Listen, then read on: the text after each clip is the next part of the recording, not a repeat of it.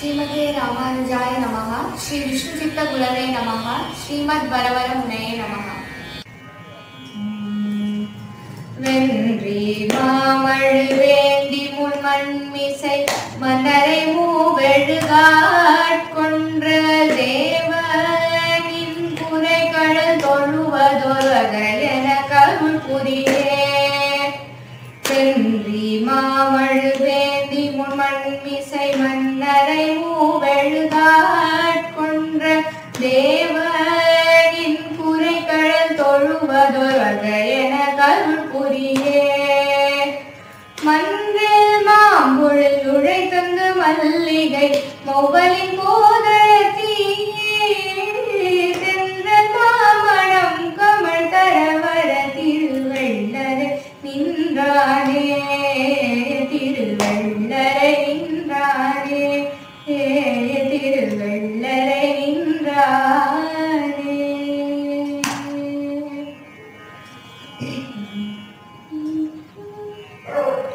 ஆரினோடு ஒரு நான்குடன் நெடுமுடி அழக்கன் தந்திரமெல்லாம் வேறு வேறுகவில்லது வளைத்தவனே எனக்கு அருள் புரியே. ஆரினோடு ஒரு நான்குடன் நெடுமுடி அழக்கன் தந்திரமெல்லாம் வேறு வேறுகவில்லது வளைத்தவனே எனக்கு அருள் புரியே. மாரில் சோதிய மரகத பாசடை தாமரை மலர் வாழ மாதி பண்டு இன்னிசை முரண் திருவள்ளரை நின்றானே.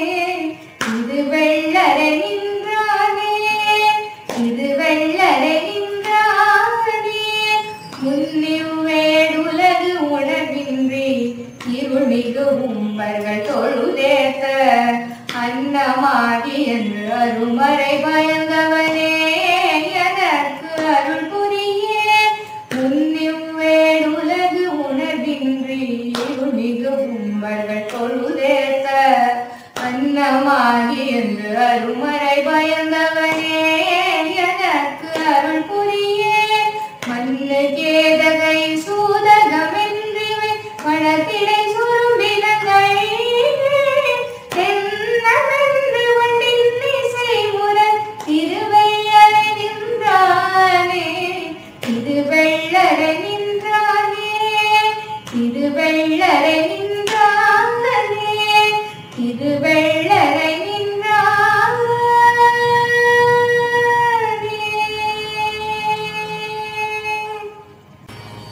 ஆழ்வார் திருவடிகளே சரணம். எம்பெருமானார் திருவடிகளே சரணம். ஜீயர் திருவடிகளே சரணம்.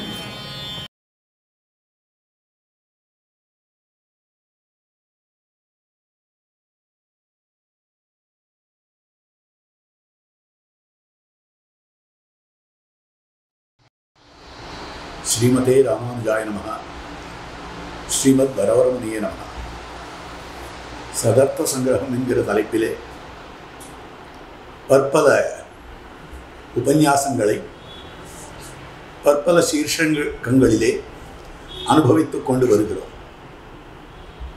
ஸ்ரீமத் வேதமார்க்க பிரதிஷ்டாபனாச்சாரிய உபயவேதாந்தாச்சாரியராய் ஸ்ரீமத் பரமஹம்ச பரிவிராஜகாச்சாரியராய் எழுந்தருளியிருக்கும் யதுகிரி யதிராஜ நாராயண ராமானுஜீய சுவாமியுடைய அனுகிரகத்துடன் ஸ்ரீமத் வேதமார்க்க பிரதிஷ்டாபனாச்சாரிய உபயவேதாந்தாச்சாரியரான திருவள்ளரை நம்மாள் சுவாமியினுடைய ஒரு விசேஷ அனுகிரகத்துடனும் இந்த உபன்யாசத்தொடர் நடைபெற்றுக் கொண்டு வருகிறது. இந்த உபன்யாசத்தொடருக்கு பிரமேயம் என்னவென்றால் 2 பிரமேயங்கள் அமைந்திருக்கின்றன. ஒன்று எம்பெருமானாருடைய 1004வது திருநட்சத்திரோத்சவ வைபவத்துக்கு அனுகுணமாக அமைந்திருக்கிற உபன்யாசங்கள். மற்றொன்று அதோடு கூடவே சேர்ந்து வரும்படியாக ஒரு பாக்கியம் பெற்றவராய் அமைந்திருக்கக்கூடிய ஸ்ரீமத் வேதமார்க்க பிரதிஷ்டாபனாச்சாரிய உபயவேதாந்தாச்சாரியரான பெங்களூர் ராமானுஜம் சுவாமி அவருடைய சதாபிஷேக வைபவமும் கூடவே அனுபவிக்கும்படியான ஒரு பாக்கியம். அதற்கனுகுணமாக இந்த உபன்யாசத் தொடர் அமைந்திருக்கிறது. அந்த தொடரிலே ஓரோ நாளும் ஓரோ மகனீயர் ஓரோ விஷயத்தை பற்றி அற்புதமாக சாம்பிரதாயிகமாக உபன்யாசங்களை எல்லாம் நிகழ்த்தி வந்து கொண்டிருக்கிறார்கள். அந்த கிரமத்தில் இன்றைய தினம் இத்தனை நாள் நடந்த உபன்யாசமானது சம்ஸ்கிருத வேதாந்தத்தை கொஞ்சம் தொட்டுண்டு திராவிட வேதாந்தத்தையும் ரகசிய கிரந்தங்களையுமே அதிகமான அடிப்படை கொண்டு தெரிவிக்கப்பட்ட உபன்யாசங்களாக அமைந்திருக்கின்றன. கீழே 8 உபன்யாசங்கள். இன்றைய தினத்து உபன்யாசம் சம்ஸ்கிருத வேதாந்த பிரதானமாக அமைந்திருக்கக்கூடியது. அதாவது பிரம்மசூத்திரத்திலே இருக்கக்கூடிய அதிகரணங்களுக்குள்ளே ஓர் அதிகரணம், அதுதான் ஞாதிகரணம் என்று சொல்லும்படியான விஷயம். அதில் ஆத்மஸ்வரூப விசாரம் பண்ணப்படுகிறது. அந்த அர்த்த விசேஷங்களை ஸ்ரீ சுவாமியினுடைய ராமானுஜம் சுவாமியினுடைய ஆச்சாரியராய் அமைந்திருக்கக்கூடிய திருவள்ளரை திருமாளிகை மேல திருமாளிகை சுவாமியினுடைய திருப்பேரனார் வர்த்தமான சுவாமியினுடைய திருக்குமாரர் ஸ்ரீமத் வேதமார்க்க பிரதிஷ்டாபனாச்சாரிய வேதாந்தாச்சாரியரான திருவள்ளரை அம்மாள் விஷ்ணு சித்தாச்சாரிய சுவாமி ஞாதிகரணம் என்கிற தலைப்பிலே உபன்யசிக்க இருக்கிறார். கோஷ்டியார் எல்லோரும் திருச்செவி சாத்தியர்களுமாய் பிரார்த்திக்கிறேன். தஸ்மை ராமானுஜார்யாய நமः பரமயோகினே யஸ்ருதி ஸ்மிருதி சூத்ராணாம் அந்தர்ஜ்வரமசீஷமத். ஸ்ரீமத் வேதமார்க்க பிரதிஷ்டாபனாச்சாரிய பய வேதாந்தாச்சாரியராக பரமஹம்ச பரிவிராஜக ஆச்சாரியராக எழுந்தொழிருக்கக்கூடிய யதுகிரி ஜீயர் சுவாமியுடைய திருவடிவாரத்திலே அடியினுடைய பிரணாமங்களை தெரிவித்துக் கொண்டு இந்த சதர்த்த சங்கிரகம் என்கிற ஒரு உபன்யாச தொகுப்பை நடத்தி கொடுக்கக்கூடிய ஏற்பாடுகள் செய்யக்கூடிய கேபி தேவராஜன் சுவாமி, அந்த சுவாமியினுடைய திருவடிகளில் அடியினுடைய பிரணாமத்தை தெரிவித்துக் கொண்டு இந்த சதர்த்த சங்கிரகம் என்கிற தொகுப்பிலே ஞாதிகரணம் என்கிற தலைப்பிலே அடியன உபன்யாசம் செய்ய வேணும் என்று பிரார்த்தித்த மல்லேஸ்வரம் ராமானுஜன் சுவாமி அவருக்கு அடியனுடைய கிருதஜ்ஞதையை தெரிவித்து கொண்டு இந்த உபன்யாசத்தை தொடங்குறேன்.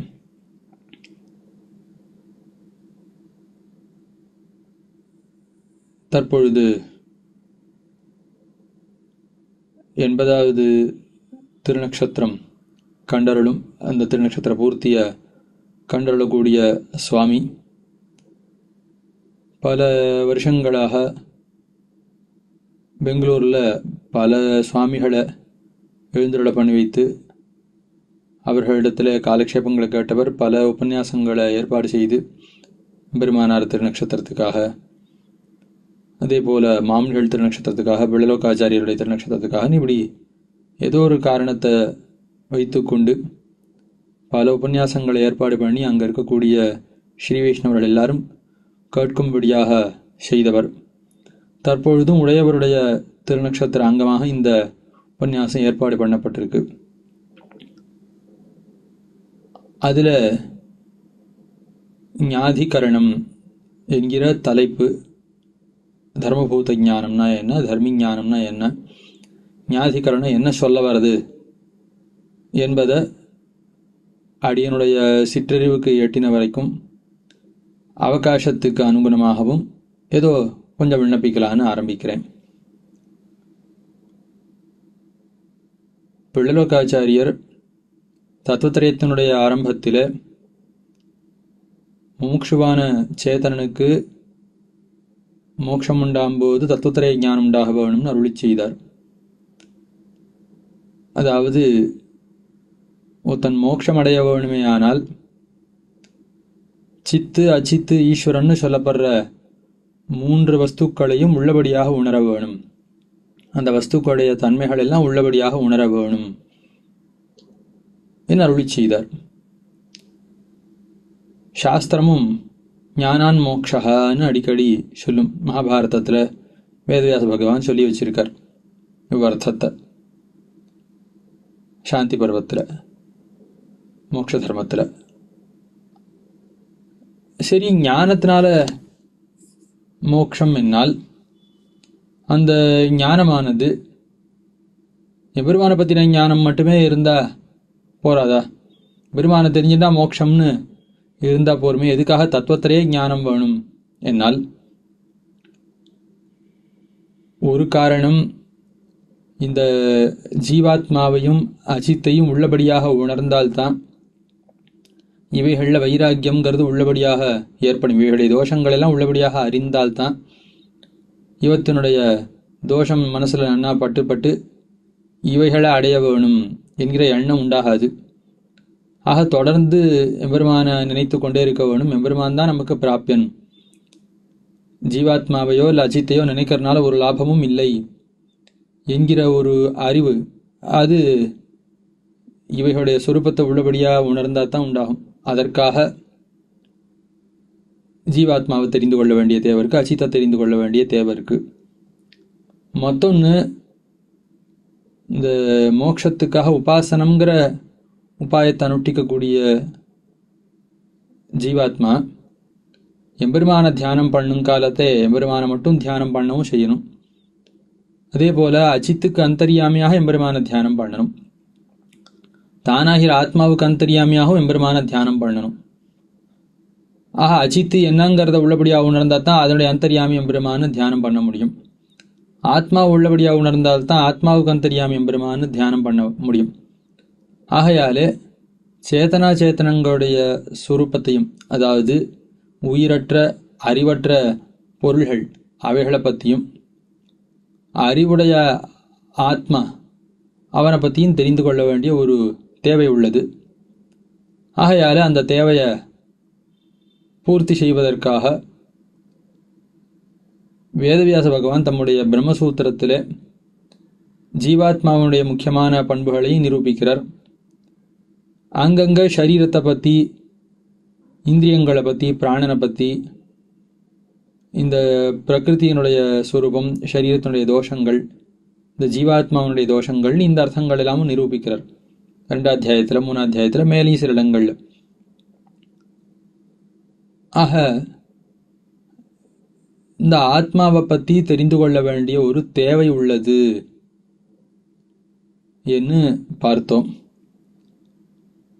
தத்துவம் ஹிதம் புருஷார்த்தம்னு தத்துவத்தை உள்ளபடியாக உணர்ந்து அதுக்கு மேலே ஹிதம்னு சொல்லப்படுற உபாயத்தை அனுஷ்டித்து அதற்கு பிறகுதான் புருஷார்த்தத்தை அடைய முடியும் என்பது மகர்ஷிகளும் சரி, ஆச்சாரியர்களும் சரி, ஆழ்வார்களும் சரி, எல்லாரும் அருளி செய்கிற எல்லாரும் சொல்லக்கூடிய ஒரு அர்த்தம். ஆகையாலே தத்துவங்களில் ஒன்றா இருக்கக்கூடிய ஆத்மாவை தெரிந்து கொள்ள வேண்டிய ஒரு தேவை உள்ளது. இந்த ஆத்மா எப்படிப்பட்டவன் என்பதை வேதவியாச பகவான் இந்த ஆத்மாவுடைய முக்கியமான சில சுபாவங்களை குறித்து விசாரிக்கிற, இந்த அர்த்தத்தை நிரூபிக்கிற 2வது அத்தியாயத்தில் 3வது பாதம் வியத் பாதம் என்று பிரம்மசூத்திரத்தில் இருக்கக்கூடிய ஒரு பாதத்தில் நிரூபிக்கிறார். அதாவது பிரம்மசூத்திரங்கிறது 4 அத்தியாயங்கள் கொண்டது. ஒவ்வொரு அத்தியாயத்திலையும் ஒவ்வொரு பாதம், ஒரு பாதங்கிறது ஒரு 1/4 பாகம். மொத்தம் 16 பாதங்கள் கொண்டது இந்த பிரம்மசூத்திரம். அதில் 2வது அத்தியாயத்தில் 3வது பாதம் வியத் பாதம். அதில் ஆகாசம் முதலானவைகள்லாம் உண்டாகின்றனவா இல்லை அவைகள்லாம் நித்தியமாக இருக்கின்றனவா என்று முதல்ல விசாரிக்கிறார். அது உலகத்தில் இருக்கக்கூடிய பொருள்கள்லாம் எப்படி உண்டாகின்றன, உண்டாகிறதா இல்லையா என்று சில விஷயங்களில், சில வஸ்துக்களை குறித்து, ஆகாசம் முதலான சில வஸ்துக்களில் சந்தேகம் வர அவைகளும் உண்டாகிறன, எந்த விதமாக உண்டாகிறனங்கிறத நிரூபிக்கிறது தான் இந்த பாதத்தில் சூத்திரக்காரர் பண்ண நினைக்கிற அர்த்தம். அதில் ஆகாசம் உண்டாகிறதுன்னு சொன்னார், காற்று உண்டாகிறதுன்னு சொன்னார். இவைகள்லாம் உண்டாகிறதுன்னா என்ன அர்த்தம்னா, அதுவே மாற்றம் அடைகிறது. மண் எப்படி பானையாக மாறுறதோ, ஒரு நூல் கண்டு ஒரு பந்தாக வச்சுருக்கான், அது 2 நூல் பந்துகளையும் குறுக்கு நெடுக்கமாக அப்படி சேர்த்து கோத்து அந்த நூல் தான் என்னவா ஆறுது, ஏன்னா துணியாக, வேஷ்டியாக, புடவையாக ஆறுது. ஆக ஒரு நிலையில் இருக்கக்கூடிய வஸ்து வேறொரு நிலையை அடையிறத கண்கூடாக பார்க்குறோம், தானே மாறுறது.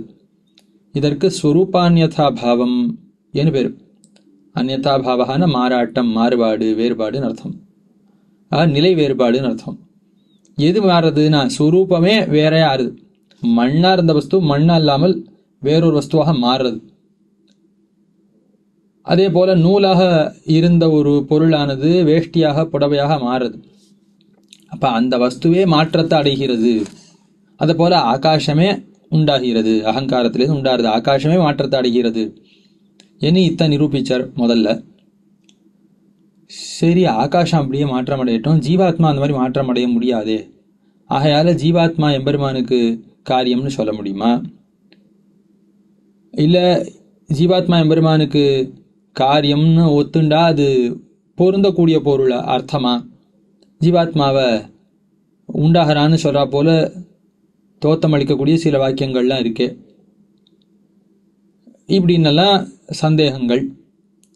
அதை போக்கடிக்கிறதுக்காக ஆத்மாதிகரணம்னு ஒரு அதிகரணத்தில், அதாவது இந்த 2 அத்தியாயத்தில் 3வது பாதத்தில் 3வது அதிகரணம் ஆத்மாதிகரணம்.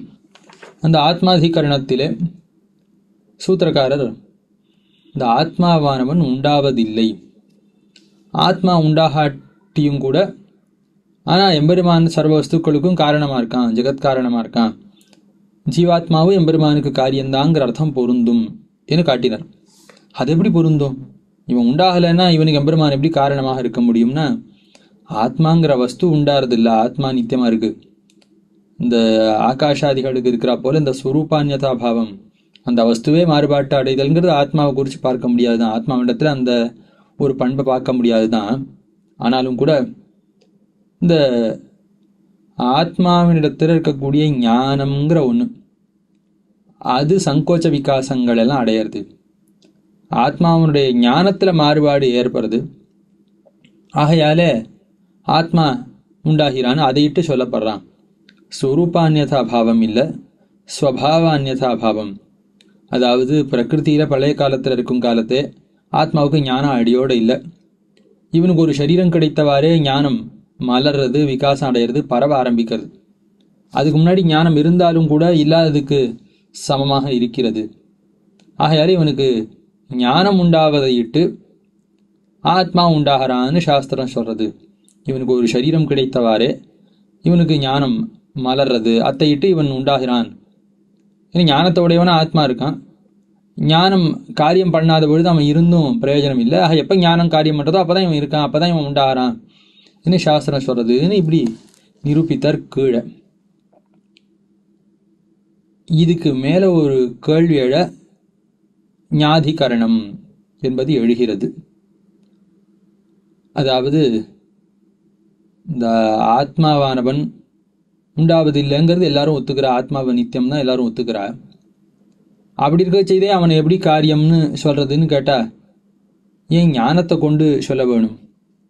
இந்த ஆத்மாவுக்கு ஷரீரம் எப்போ கிடைக்கிறதோ அப்பொழுது ஆத்மா உண்டாகிறான்.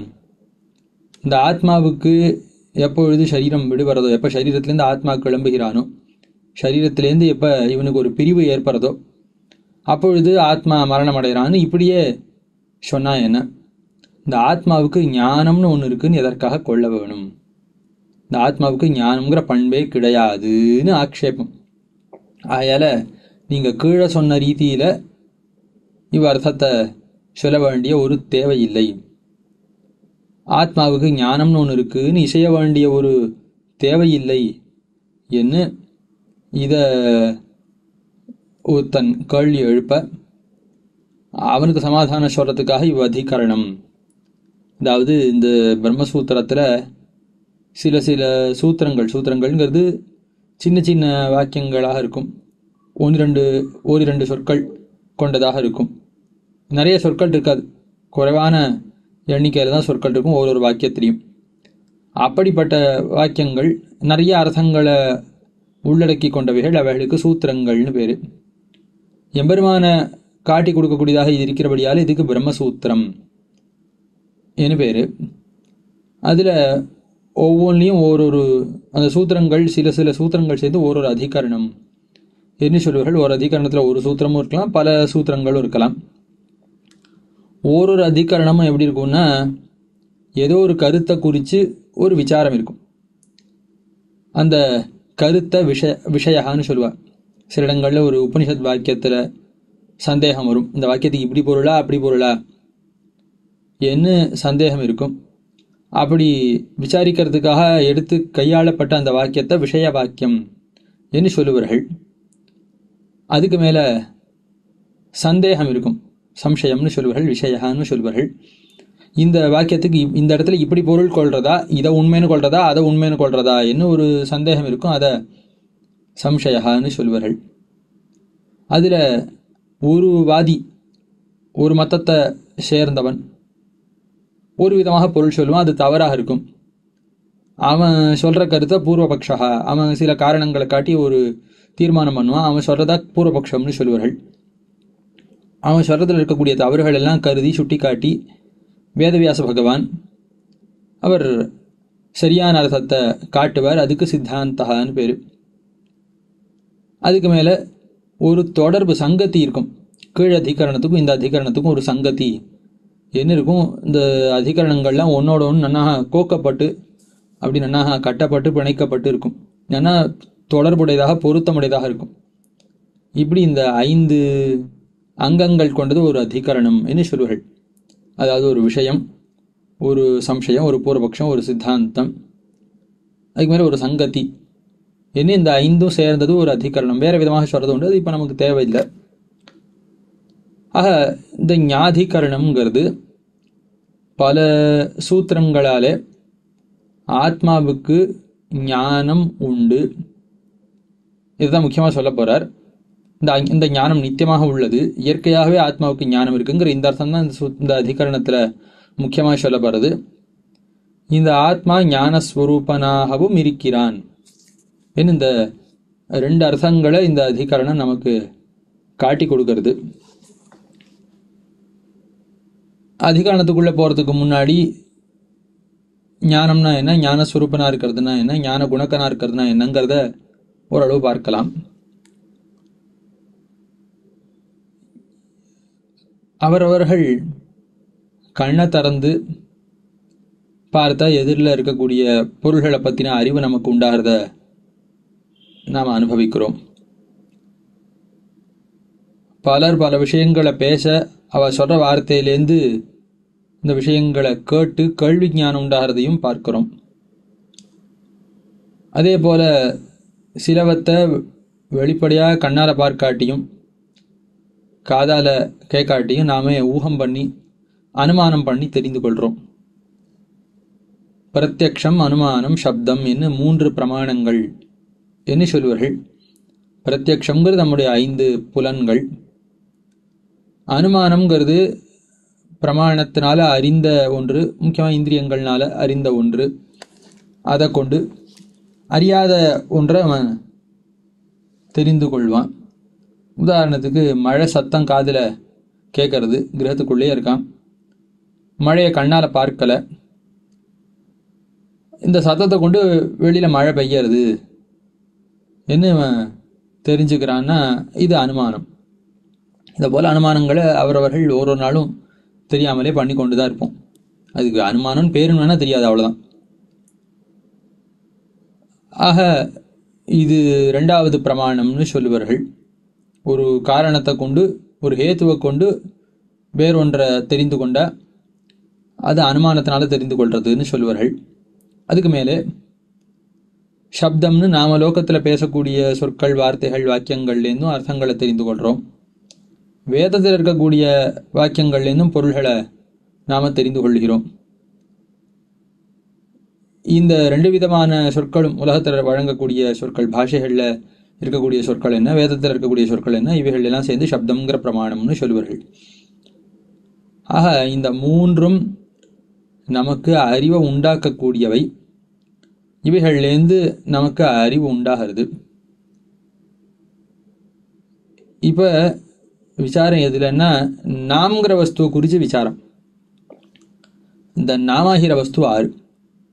நான் இருக்கேன்னு யாருக்காவது சந்தேகம் இருக்கானா? இல்லை. நான் இருக்கேன்னா இல்லையா அப்படின்னு யாருக்கும் சந்தேகம் இல்லை. நான் இருக்கேன்னு எல்லாருக்கும் தெரியும். நான் எங்கே இருக்கேன்னு தெரியும்.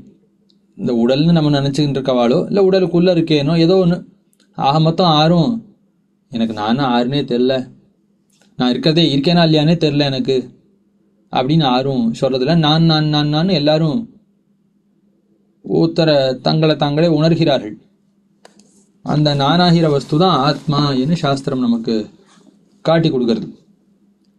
அந்த நானாகிற வஸ்து இந்த உடல் அன்று, இந்த உடலுக்குள்ள ஹிருதயத்தில் இருக்கக்கூடிய ஆத்மா, அது கண்ணுக்கு தோத்தாதது, சாஸ்திரத்திலேருந்து அறியப்பட வேண்டியது.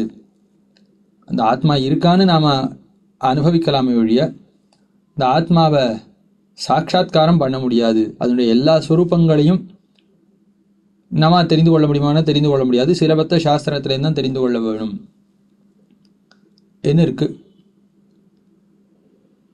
இப்போ நான் அறிகிறேன், எனக்கு இதை பற்றி அறிவு உண்டாயித்து, நான் அவர் சொல்ல கங்கை நதியை பற்றி கேட்டு தெரிஞ்சுட்டேன், நான் வாசலில் கிரகத்துக்குள்ளே நுழைந்தவாறே புது காலணிகள் அத்தை பார்த்தவாறே வீட்டுக்குள்ள கிரகத்துக்குள்ள ஆரோ சில விருந்தினர்கள் சில சீவைஷ்ணவர்கள் புதுசாக வந்திருக்கிறார்கள்னு தெரிஞ்சுட்டேன் அப்படின்னா இது அனுமானத்தினால காலனியை கொண்டு அந்த காலனியை உடையவர் யாரோ ஒருத்தர் உள்ள இருக்க வேணும் என்று ஒரு அறிவு உண்டாகிறது. இந்த ஞானத்துக்கு அனுமித்தின்னு பேரு என்று சொல்வார்கள். அது இருக்கட்டும், இந்த அனுமான பிரமாணத்தினால ஒரு ஞானம் உண்டாகிறது. அதுக்கு மேலே நம்முடைய கண்ணாலே எதிரில் இருக்கக்கூடிய பொருள்களை நிறையா பொருள்களை பார்த்து தெரிந்து கொள்கிறோம். மற்ற புலன்கள்னாலையும் தொட்டோ நுகர்ந்தோ காதில் ஓசையை கேட்கறது, இந்த மாதிரி இப்படி பலவற்றை தெரிந்து கொள்கிறோம். அந்தந்த பொருள்களை பற்றின அறிவு உண்டாகிறது. யாருக்கு உண்டாகிறது? நமக்கு உண்டாகிறது. ஆக இந்த ஆத்மா, நாம்னு சொல்லப்படுற இந்த ஆத்மா, நான் ஒவ்வொருத்தரும் தன்னை உணர்றானே, அந்த ஆத்மா எப்படிப்பட்டது?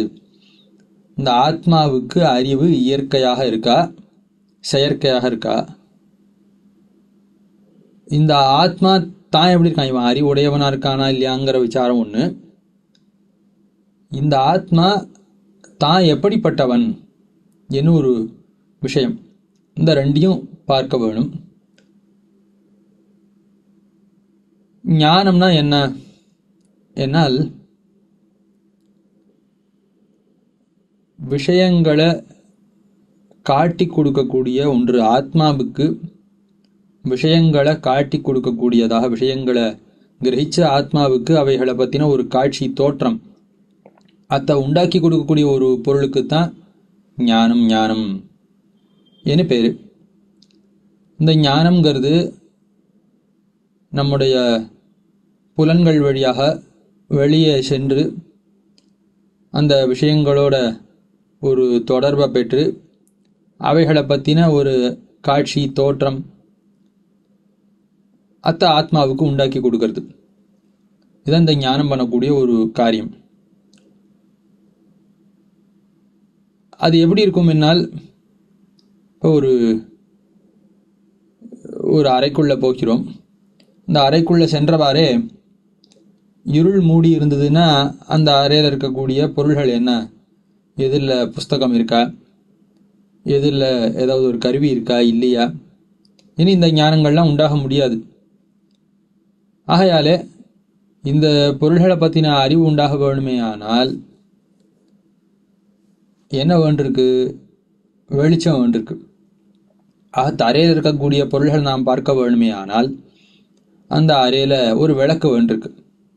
ஒரு மின் விளக்கோ இல்லை அகல் விளக்கோ ஏதோ ஒரு விளக்கு வேண்டிருக்கு. விளக்கு இருந்தால்தான் பொருள்களை பற்றின அறிவு உண்டாகும், பொருள்கள் கண்ணுக்கு தோற்றும். சரி, இந்த பொருள்களை நாம் பார்ப்பதற்கு நமக்கு விளக்கு தேவையாக இருக்கே, விளக்க பார்ப்பதற்கு மற்றொரு விளக்கு வேணுமா? என்ன வேண்டாம்.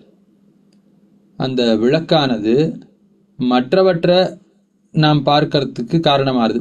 அதாவது மற்றவற்றை சூழ்ந்திருக்கக்கூடிய இருளை அகத்துறதுக்கும் தானே காரணம், தான் இருக்கிற இடத்துல இருந்த இருளை அகத்துறதுக்கும் தானே காரணம். ஆக இதை பார்க்கறதுக்கு மற்றொரு விளக்கு ஏற்ற வேணுமான வேண்டாம். விளக்குடைய சுபாவம் என்னன்னா தன்னையும் காட்டி கொடுக்கும். அதாவது தன்னை பார்க்கறதுக்கும் தன்னிடத்தில் இருக்கக்கூடிய இருட்டை போக்கடிக்கிறதுக்கும் தானே போகணும், மற்ற இடங்கள்ல இருக்கக்கூடிய இருட்டை போக்கடிக்கிறதுக்கும் தானே போதுமானது. இது விளக்குனுடைய சுபாவம். அதே போல் ஞானமும் இந்த தன்மையுடையது.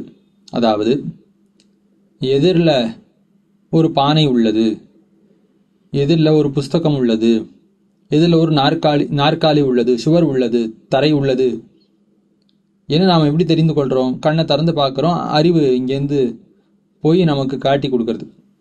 அறிவாலே, ஞானத்தாலே இந்த பொருள்களை உணர்கிறோம். சரி, எனக்கு புஸ்தகத்தை பற்றின அறிவு உண்டாயித்து, எனக்கு தரையை பற்றின அறிவு உண்டாயித்து, ஏன்னு தெரிந்து கொள்றதுக்கு மற்றொரு அறிவு வேணுமானா வேண்டாம்.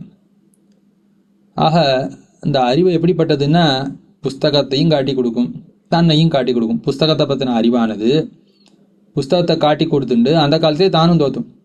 எனக்கு புஸ்தகத்தை பற்றின அறிவு உண்டாயிருக்கா இல்லையா அப்படின்னு தெரிஞ்சுக்கிறதுக்கு மற்றொரு அறிவு வேண்டுமானா வேண்டாம். நான் புஸ்தகத்தை தெரிஞ்சுட்டு இருக்கிற காலத்திலேயே புஸ்தகமும் எனக்கு தெரியறது, புஸ்தகத்தை பற்றின ஞானம் எனக்கு இருக்குது அப்படிங்கிறது எனக்கு தெரியுது. நான் புஸ்தகத்தை தெரிஞ்சுட்டு இருக்கேன் அப்படிங்கிறத நாம் அவரவர்கள் உணர்கிறோம். இந்த ஞானம் என்ன பண்ணுறது?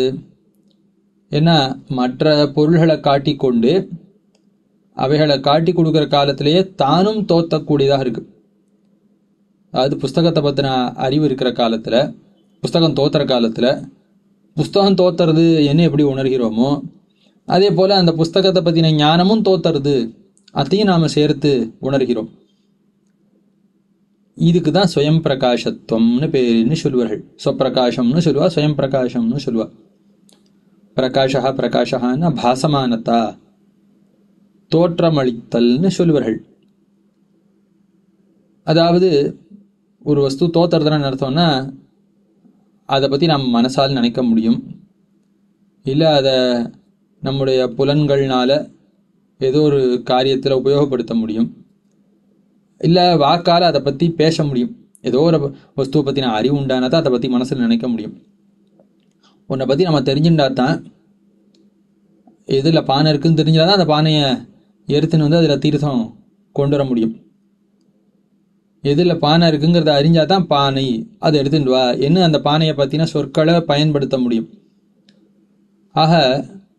ஒரு பொருள் பிரகாசிக்கிறது, தோற்றமளிக்கிறதுன்னு அர்த்தம். ஏன்னா அதை பற்றி நாம் தெரிந்து கொள்றதுக்கு, அதை பற்றி பேசுறதுக்கு, அதை பற்றி மனசால நினைக்கிறதுக்கு, அதை கொண்டு நாம் ஏதோ ஒரு செயலை செய்யறதுக்கு அது உபயோகப்படுறது, தகுந்ததாக அது உபயோகப்படணும் தேவையில்லை. நாம் அதை பற்றி இந்த விவகாரம்னு சொல்லுவார்கள். விவகாரம்னா மானசமான விவகாரம். மானசமான விவகாரம்னா மனசால் நினைச்சு பார்க்கறது. இங்கே ஒரு வஸ்து இருக்குது அப்படின்னு நினச்சி பார்க்கலாம். எதிரில் ஒரு மண்ணாங்கட்டியே இருக்குது, மண்ணே இருக்குது, குப்பையே இருக்குன்னா கூட அதை ஒன்று நம்ம ஒன்றும் உபயோகப்படுத்த போகிறது இல்லைனாலும் இதில் குப்பை இருக்குங்கிற அறிவு உண்டான மாதிரி மனசில் குப்பை இருக்குது அப்படின்னு நினச்சி பார்க்குறானோ இல்லையோ, இது ஒரு மானசமான விவகாரம். அதே போல் குப்பை அப்படிங்கிற சொல்ல இவன் வாக்கால் பயன்படுத்தினான். குப்பை இருக்குது, இன்னும் பெருக்கவே இல்லை, கிரகத்தனு சுத்தமாக ஆக்கவே இல்லை என்ன அந்த குப்பையை குறித்த சொற்களை இவன் பயன்படுத்துகிறான். அந்த வாச்சிக விவகாரம், வாக்கால் இவன் விவகாரா. ஏன்னா இந்த மனசாலேயோ வாக்காலேயோ இல்லை உடலாலேயோ செய்யப்படுற ஒரு செயல். அந்த குப்பை அப்படின்னு இப்படி ஒரு அதை குறித்த சொற்களை இவன் சொல்லுகிறான். குப்பையை பற்றின அறிவு உண்டானவாறே அந்த குப்பை என்னவாருது? ஏன்னா குப்பையை பற்றின பேச்சு அதுக்கு விஷயமாறுது, இலக்காருது. அதை அது என்ன வருதுன்னா பேசப்படுற தகுந்ததாக ஆறுது. அதுக்கு முன்னாடி குப்பையை இவன் பார்க்கவே இல்லைன்னா அதை பற்றி இவன் பேச போகிறதே இல்லை. பார்த்ததுக்கு அப்புறம் தான் அதை பற்றி பேசுறதுக்கு அதுக்கு யோக்கியத்தை உண்டாருது. அதே போல் குப்பையை இவன் பார்த்தவாறே அதை அந்த இடத்துலேருந்து அகத்துறதுக்கு தான் உடலால் ஏதோ ஒரு செயலை செய்கிறான். அது காய்க விவகாரத்துக்கு விஷயமாறுது, அதுக்கு யோக்கியமாறுது. இத்தனை நாழியாக அது அந்த இடத்துலேருந்து அகற்றப்படுறதுக்கு தகுந்ததாக ஆறுதானே ஆகவே இல்லை. இவனுக்கு அறிவுக்கு விஷயமானவாறு அங்கே குப்பை இருக்குன்னு இவன் தெரிஞ்சிட்டதுக்கப்புறம் தான் அது ஏதோ ஒரு செயலுக்கு உட்படுறது. இந்த பிரகாஷாங்கிறது விவகார யோக்கியதா என்ன சொல்லுவார்கள். விஷயம் பிரகாசிக்கிறது, எனக்கு இந்த வஸ்து தோத்துறதுன்னு அர்த்தம். அதை பற்றி நான் மனசால் நினச்சி பார்க்குறேன்னோ இல்லை அது இனிமேல் தோத்தினதுனால நாளைக்கு அதை பற்றி ஏதாவது பேசணும்னா பேசலாம், பேசுறதுக்கு வாய்ப்புடையதாக ஆச்சு, பேசப்படுறதுக்கு வாய்ப்புடையதாக ஆச்சு, அல்லது உடலாலே ஒரு செயலுக்கு அதை உட்படுத்தலாம்படி அது ஆச்சு இதுதான் ஒரு வஸ்து தோத்தம் அடிச்சதுன்னா பண்ணப்படுற செயல். இந்த 3ல் ஏதோ ஒன்று தான் பண்ணுவோம். 3 கண்டிப்பாக பண்ணித்தான் ஆகணும்னு தேவையில்ல. 3 இதுக்கு முன்னாடி அந்த 3 பண்ணுறதுக்கு வாய்ப்பே இல்லாமல் இருந்தது. ஒரு வஸ்து இருக்குன்னு தெரிஞ்சுக்கவே இல்லைன்னா அதை மனசால் நினச்சி பார்க்க முடியாது, அதை பற்றி பேச முடியாது, அதை கொண்டு ஒரு செயலை செய்ய முடியாது. ஒரு வஸ்துவை பற்றி தெரிஞ்சுட்டான்னா இந்த 3ல் ஏதாவது ஒன்றை பண்ணணும்னு நினச்சான்னா பண்ணுறதுக்கு வாய்ப்பு இருக்குது, அவ்வளோதான். அப்படி இந்த 3க்கும் உட்படப்பட தகுந்த தன்மை இருக்கோ இல்லையோ, அதுக்கு தான் பிரகாஷகான்னு பேர் என்று சொல்லுவார்கள். இது விஷயங்கள்லாம் பிரகாசிக்கிறது, தோத்தமளிக்கிறதுன்னு சொன்னால் அதுக்கு இப்படி அர்த்தம். ஞானம் என்ன பண்ணுறது? அந்த பிரகாசத்தை அதுக்கு உண்டாக்குறது. இந்த கடமானது நம்முடைய பேச்சுக்கு விஷயமாகிறதுக்கு காரணம் என்ன? ஞானம். எதில் இருக்கக்கூடிய குப்பையானது நம்முடைய செயல், அகத்துறதான செயல், அகத்துதல்ங்கிற செயல் இருக்கே, அதுக்கு அது இலக்காரதோ இல்லையோ, அதுக்கு உட்படுறதோ இல்லையோ, அந்த விவகாரத்துக்கு அது உட்படுறதுக்கு காரணம் என்ன? அதை உண்டாக்கி கொடுக்கக்கூடியது ஞானம். அதே போல் அதை நம்ம மனசால் நினச்சி பார்க்கறதுக்கு காரணம் என்ன? அந்த ஞானம். ஆகையால் இந்த ஞானம் விவகார யோக்கியதா பாதகமாகுது. விவகார யோக்கியதாங்கிறது விஷயங்களில் உண்டாகிறது, அதை உண்டாக்கி கொடுக்கக்கூடியது ஞானம் என்று சொல்வார்கள். இதைத்தான் ஞானத்துக்கு இருக்கக்கூடிய சுயம் பிரகாசத்துவம். அதாவது தானும் தோத்தமளித்து மற்ற வஸ்துக்களையும் தோத்தமளிக்க செய்யக்கூடியது. தோத்தமளிக்கிறதுனா என்ன அர்த்தம்? ஏன்னா மனசாலேயோ வாக்காலேயோ உடலாலேயோ ஒரு செயலை செய்யறதுக்கு அது இலக்காரத்துக்கு தகுந்ததாகிறதுன்னு அர்த்தம். ஞானமானது அப்படிப்பட்ட ஒரு தகுதி அந்த விஷயங்களில் உண்டாக்கக்கூடியதாக இருக்கும். இதைத்தான் ஞானம் சுயம் பிரகாசம்ங்கிற சொல்லாலே சொல்லுகிறோம்னு சித்தப்பிரகாசிகாச்சாரியர் இதை தெளிவாக நிரூபித்திருக்கிறார் ஜிக்ஞாசாதிகரணத்தில். ஆக இந்த ஞானம்ங்கிறது தோத்தம் அளிக்கிற காலத்தில் வேற எதையும் எதிர்பாராமல், அதாவது மற்றொரு ஞானத்தை எதிர்பாராமல் அது தோத்தம் அளிக்கும். அதாவது எப்படி குப்பையை தெரிஞ்சுட்டா அந்த குப்பையை பற்றி மனசால் நினச்சி பார்க்கறதோ வாக்கால் சொல்கிறதோ அல்லது ஒரு செயலை செய்கிறதோ பண்ண முடியுமோ, அதே போல் அந்த குப்பையை பற்றின அறிவு அது இவனுக்கு உண்டாகுமே ஆனால் எனக்கு குப்பையை பற்றின அறிவு உண்டாயித்துங்கிற வார்த்தையை பேச முடியும். அதை பற்றி இவன் நினச்சி பார்க்க முடியும். அந்த அறிவை குறித்து, அந்த குப்பையை நினச்சி பார்க்குற மாதிரி அந்த அறிவு எனக்கு உண்டாயிருக்க, இது சரிதானா, என்ன இது குப்பையை பற்றி இந்த மாதிரி விசாரம் வரப்போகிறது இல்லை. வேறு ஏதாவது ஒரு உயர்ந்த வஸ்துவாக இருந்ததுன்னா அதை பற்றி இவன் ஆலோசித்து பார்க்க போகிறான். ஆக இந்த ஞானம் என்னவாக ஆகும்னா விவகார யோக்கியமாக ஆகும், விவகாரத்துக்கு விஷயமாகும் மேலே. ஆக இதான் ஞானம் சுயம் பிரகாசம் என்ன சொல்றதுக்கு கருத்துன்னு அருளி செய்கிறார் அவர் ஆச்சாரியர் சித்தப்பிரகாசிகாச்சாரியர். இதே போல ஆத்மா நான் இருக்கேன்னு, நான் இருக்கேங்கிற அறிவு அவரவர்களுக்கு தன்னிடையே உண்டாருது. நான் நான் நான் நான் ஒரு க்ஷணமும் தங்களை விழிச்சுட்டு இருக்கிற காலத்தில் நான் தான் இருக்கேன்னு அனுபவிக்கிறார்கள் அவரவர்கள். இந்த எதில் இருக்கக்கூடிய குப்பையை, எதில் இருக்கக்கூடிய பானையை, எதில் இருக்கக்கூடிய புஸ்தகத்தை, இதை போல் இருக்கக்கூடிய பொருள்கள்லாம் தெரிந்து கொள்றதுக்கு கண்ணை திறந்து பார்க்க வேண்டியிருக்கு. கண்ணை திறந்துட்டு இருந்தாலும் மனசில் எத்தையோ நினச்சிட்டு இருந்தோன்னா அந்த வஸ்து தோத்துறதில்லை. ஆக மனசில் கவனத்தோட கண்ணை திறந்து அந்த வஸ்துவை பார்த்தா அதற்கு பிறகு தான் அதை பற்றின தோத்தம் உண்டாகும். ஆனால் நம்ம கண்ணை மூடிக்கொண்டு இருந்தால் கூட நம்முடைய புலன்கள் இல்லாமல் மற்ற அறிவுகளும் இல்லாமல் எந்த வஸ்துவை பற்றின அறிவும் தோத்தாது இருக்கிற காலத்திலேயும் நான் நான் நான் நான் அந்த ஆத்மா தோத்தம் அளிக்கும்னு இதை விஷதமாக நிரூபிச்சிருக்கார் ஜிக்ஞாசாதிகரணத்தில். அந்த நிரூபணத்தை படிய சொல்ல போகிறது இல்லை, ரொம்ப பெரிய விஷயம். இந்த ஆத்மாவானது எப்பொழுதும் நான் நான் நான் நான் தோத்தம் அளிக்கும். அதாவது எப்படி ஞானமானது மற்றொரு ஞானத்தை எதிர்பாராமல் தோத்துறதோ அதே போல இந்த ஆத்மாவும் மற்றொரு ஞானத்தை எதிர்பாராமல் தானே தோத்துவான். அதாவது ஆத்மாவை தெரிந்து கொள்றதுக்கு நமக்கு அறிவு வேண்டாம். எதில் இருக்கக்கூடிய புஸ்தகம் முதலானவைகளை தெரிந்து கொள்றதுக்கு அறிவு வேணுமே ஒழிய ஆத்மாவை தெரிந்து கொள்றதுக்கு வேறொரு அறிவு வேண்டாம். ஆத்மாவே ஞானமா இருந்து கொண்டு தன்னைத்தானே தெரிந்து கொள்வான். ஆக தானே தோத்துவான்னு அர்த்தம். இதத்தான் பிரத்யக்துவம் என்ன சொல்லுவார்கள். பிரத்யக்துவம்னா தனக்குத்தானே தோத்தக்கூடிய தன்மை. ஸ்வயம் பிரகாசத்துவம்னா தானே தோற்றும் தன்மை, மற்ற வஸ்துக்களை தோற்றுவிக்கும் தன்மை, எப்படி வேணா வச்சுக்கலாம்.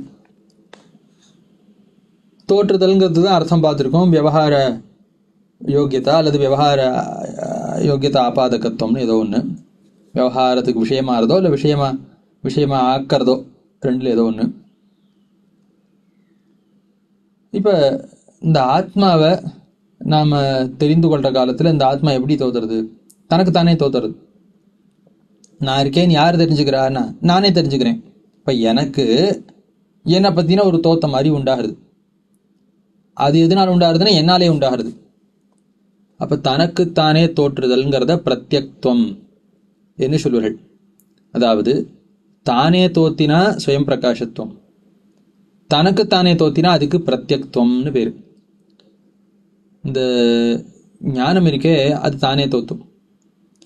ஆனால் ஞானம் தனக்குத்தானே, நான் புஸ்தகத்தை பற்றின அறிவு, நான் இந்த காகிதத்தை பற்றின அறிவு, நான் நாற்காலியை பற்றின அறிவு, நான் தரையை பற்றின அறிவுன்னு அந்த ஞானத்துக்கு தெரியுமானா தெரியாது. அது தன்னைத்தானே உணருமானா உணராது. ஆக ஞானம் ஸ்வயம் பிரகாசமாக இருக்குமே ஒழிய தனக்குத்தானே தோத்தி கொள்ளுமான தோத்தாது. ஆனால் இந்த ஆத்மா இருக்கானே அவன் தனக்குத்தானே நான் நான் நான் நான் தோத்தி கொள்வன். ஆக ஞானம்ங்கிறது பிரத்யக்கன்று ஸ்வயம் பிரகாசமாக மட்டும் இருக்கும். ஆத்மா அகம் அகம் அகம் நான் நான் நான் தனக்குத்தானே தோற்றக்கூடியவனாக இருப்பான். இந்த ஆத்மாவை என்ன சொல்லுவார்கள்னா, இப்போ நான் இத்தை அறிகிறேன்னு நமக்கு அறிவு உண்டாருது. நான் புஸ்தகத்தை அறிகிறேன், நான் மேஜையை அறிகிறேன், நான் நாற்காலியை அறிகிறேன், நான் தரையை அறிகிறேன், என்னெல்லாம் இப்படி அறிவுகள்லாம் உண்டாருதோ இல்லையோ. இந்த இடங்கள்ல இந்த ஆத்மா என்னவா இருக்கான்? இந்த அறிவை உடையவனாக இருக்கான். இதைத்தான் ஆத்மா ஞான குணக்கண் என்று சொல்வார்கள். அது ஞானம்ங்கிற ஒரு பண்பை உடையவன். ஞானம்ங்கிறது அது ஆத்மாவிடத்தில் இருக்கக்கூடியது என்ன. இதுக்கு மேல சரி, இவன் அறிவு உடையவனா இருக்கட்டும், இவன் எப்படிப்பட்டவன்? அறிவுங்கிறது இவனை காட்டிலும் வேறுபட்ட ஒரு பண்பு, அது இவனிடத்துல இருக்கு. இவன் எப்படிப்பட்டவனா இருக்கான்? இவன் கடப்படாதிகளை போல தானே தோத்தாத வஸ்துவா இல்லை தானே தோத்தக்கூடிய வஸ்துவா? அதாவது எதில் குப்பை இருக்குது, பானை இருக்குது, புஸ்தகம் இருக்குன்னா அது தானே தோத்துமோன்னு தோத்தாது. அறிவு இருந்தால் தான் தோத்துமே ஒழிய அறிவை எதிர்பாராமல் தானே தோத்துமான்னு தோத்தாது. இந்த மாதிரி இந்த ஆத்மாவும் அறிவை எதிர்பார்த்து தான் தோத்துவனா இல்லை அறிவு இல்லாமலும் தோத்துவனான்னா, இந்த ஆத்மா தன்னைத்தான் கிரகிக்கிற காலத்தில், ஆத்மா தானே தோத்துற காலத்தில் ஞானம் வேண்டாம். எதிரில் இருக்கக்கூடிய பொருள்களை கிரகிக்கிற காலத்தில் மட்டும்தான் இவனுக்கு, அது ஆத்மாவை ஒழிந்த பொருள்களை கிரகிக்கிற காலத்தில் இவனுக்கு அறிவு வேண்டியிருக்கு.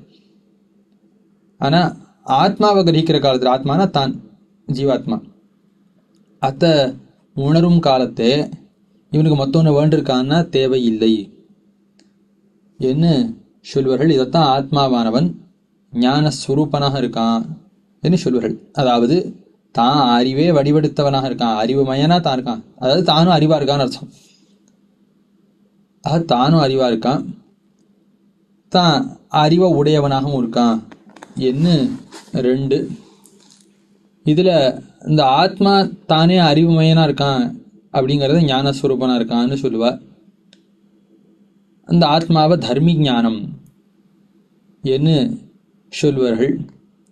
நான் அறிகிறேன், நான் அறிவு உடையவனாகிறேன்னு இந்த எதிரில் இருக்கக்கூடிய புஸ்தகம் முதலானவைகளை பற்றின அறிவு இருக்கோ இல்லையோ, அதை சொல்லும் காலத்தே இந்த ஆத்மா ஞான குணக்கனாக இருக்கான், தர்மபூத ஞானத்தை உடையவன் என்று சொல்வார்கள். தர்மஹா குணஹான சார்ந்திருக்கக்கூடிய பொருள்னு அர்த்தம்.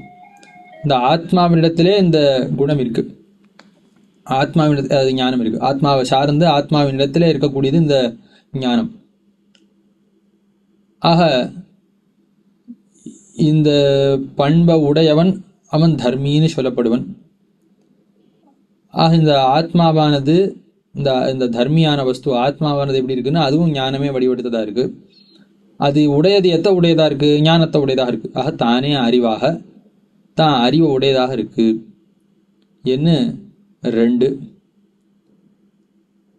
இப்போ இந்த ஞானஸ்வரூபத்துவம் ஞான குணகத்துவங்கிற 2 விஷயங்கள்ல இருக்கக்கூடிய விசாரத்தை பார்க்கலாம். இந்த அதிகரணத்துல கீழே ஆத்மாவுக்கு ஞானம் இருக்குன்னு சொன்னதே பொருந்தாது என்றோ அல்லது ஞானத்தினுடைய சங்கோச்ச விகாசங்கள்னால இந்த ஆத்மாவுக்கு உற்பத்தி விநாசங்கிற விவகாரங்கள், அதாவது ஆத்மா உண்டாரான் ஆத்மா அழிகிறான்னு சொன்னா உண்மையாவே உண்டாரான் உண்மையா அழிகிறான்னு அர்த்தம் கிடையாது. அறிவு ஏற்பட்டவாறு, அறிவு ஏற்படுறதுன்னா ஒரு நாளும் ஏற்படுற அறிவன்று பிரளயத்துல இருந்து அல்லது ஒரு சரீரம் இல்லாம இருந்து எந்த அறிவும் ஏற்படாது இருந்த காலம் போய் ஒரு சரீரம் கிடைத்தவாறே அறிவு இவனுக்கு அப்பதான் மலர்றது. அந்த ஒரு தசையில இவன் அது எப்ப சரீரம் கிடைக்கிறதோ அப்ப ஆத்மா பிறக்கிறான்னு சொல்லப்படுறான். என்ன கீழே சொன்னார் ஆத்மாதிகரணத்துல. அப்படிப்பட்ட அந்த ஞானம் அது இவனுக்கு இயற்கையா இருக்கா செயற்கையா இருக்கா இப்படி விசாரம். அது கீழே சொன்ன அர்த்தம் பொருந்தாதுன்னு ஆக்ஷேபம் வர அதுக்கு சமாதானம்னாது கொள்ளலாம். அல்லது கீழே சொன்ன அந்த ஞானம் இந்த ஆத்மாவுக்கு வந்தேரியா இருக்கா, எல்லா காலத்திலும் இயற்கையாகவே இருக்கா, இந்த ஆத்மா எப்படிப்பட்டவன் என்ன கேள்வி வர அதை தெளிவிக்கிறதுக்காக, இந்த அர்த்தத்தை தெளிவாக காட்டுறதுக்காக வேதவியாச பகவான் ஞாதிகரணம்னு அடுத்த அதிகரணத்தை இயற்றுகிறார். என்ன இப்படி அது கீழ் அதிகரணத்தோட இதற்கு தொடர்பு. இங்க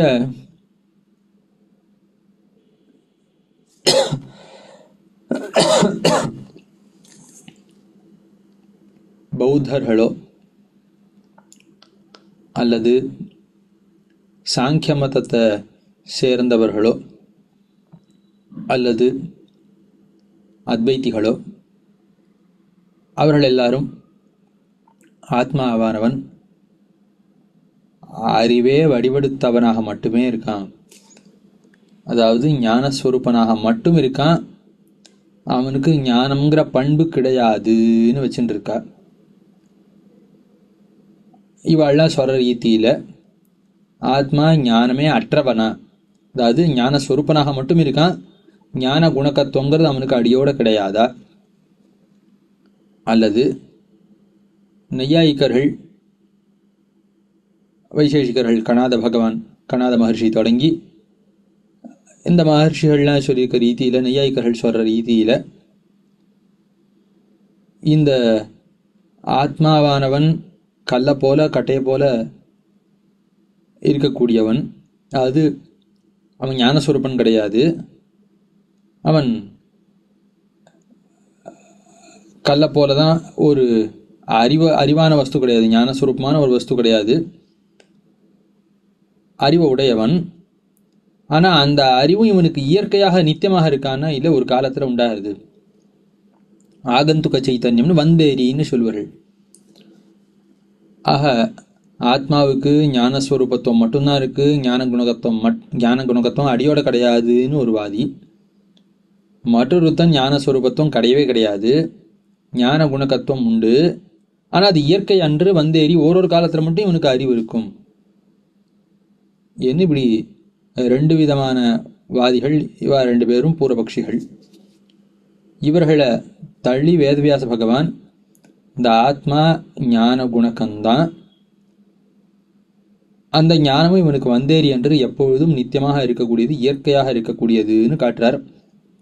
கூடவே இந்த ஆத்மா ஞானஸ்வரூபனாகவும் இருக்கிறான் என்று இவ்வர்த்தத்தையும் நிரூபிக்கிறார்.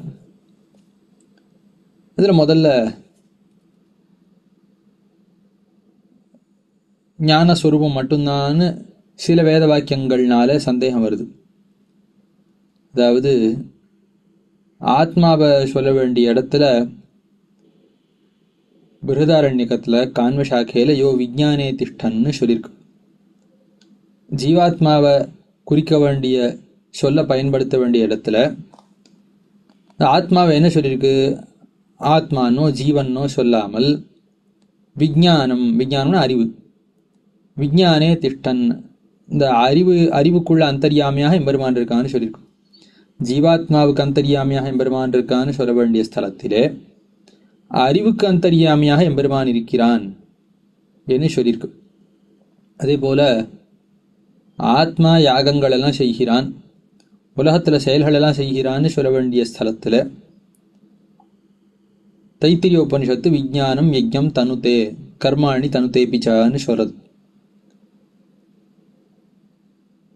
மகர்ஷிகளும் ஞானஸ்வரூபம் அத்தியந்த நிர்மலம் என்று விஷ்ணு புராணம் முதலான கிரந்தங்கள்ல இந்த ஆத்மா ஞானஸ்வரூபமாகவே உள்ளது என்று சொல்லுகிறார்கள். ஆக இப்படி வேதமோ புராணங்களோ ஆத்மாவானது ஞானஸ்வரூபமாகவே உள்ளதுன்னு சொல்கிறபடியால இந்த ஆத்மா ஞானஸ்வரூபம் மட்டும்தான், இந்த ஆத்மாவுக்கு ஞானம்ங்கிற பண்பு கிடையாது. இனி இப்படி ஒரு பூர்வபக்ஷம். மற்றொருத்தன் என்ன சொல்றான், இந்த ஆத்மா இயற்கையாகவே ஞானமாகவே இருக்கான், ஞானத்தை உடையவனாகவும் எப்பொழுதும் இருக்கிறான்னு கொண்டா இந்த ஆத்மாவை பெரும்பாலும் எல்லா வாதிகளும் விபுன்னு கொள்ளுகிறார்கள். அதாவது எங்கும் பரவி இருக்கக்கூடியவன் ஆத்மா என்று கொள்றா. தான் எங்கேயும் இருந்து கொண்டு எங்கேயும் அறிவுமயனாகவே இருந்து கொண்டு எல்லா இடத்துலையும் அறிவுடையவனாகவும் இருந்தால் இயற்கையாக அறிவு இவனுக்கு எப்பொழுதும் இருக்குமே. ஆனால் என்ன பண்ணணும், தான் இங்கே இருக்கேன்னு மட்டும் அறிவு உண்டாகக்கூடாது. நான் இங்கே இருக்கேன், இங்கே இருக்கேன், இங்கே இருக்கேன், எல்லா இடத்துலையும் இருக்கேன்னு அறிவு உண்டாகணும். அந்த அறிவும் எல்லா காலங்கள்லையும் உண்டாக வேணும். மேலும் இவனுக்கு அறிவு இயற்கையாகவே இருக்கு, எப்பொழுதும் இருக்குன்னா அறிவு உண்டாக்குறதுக்காக எதுக்கு புலன்கள்? நான் கண்ணை கொண்டு அறிந்தேன், காதால கேட்டு உணர்ந்தேன்னு சொல்லவே வேண்டாம். இவனுக்கு அறிவு இயற்கையா எல்லா காலத்திலையும் இருக்க போகுது.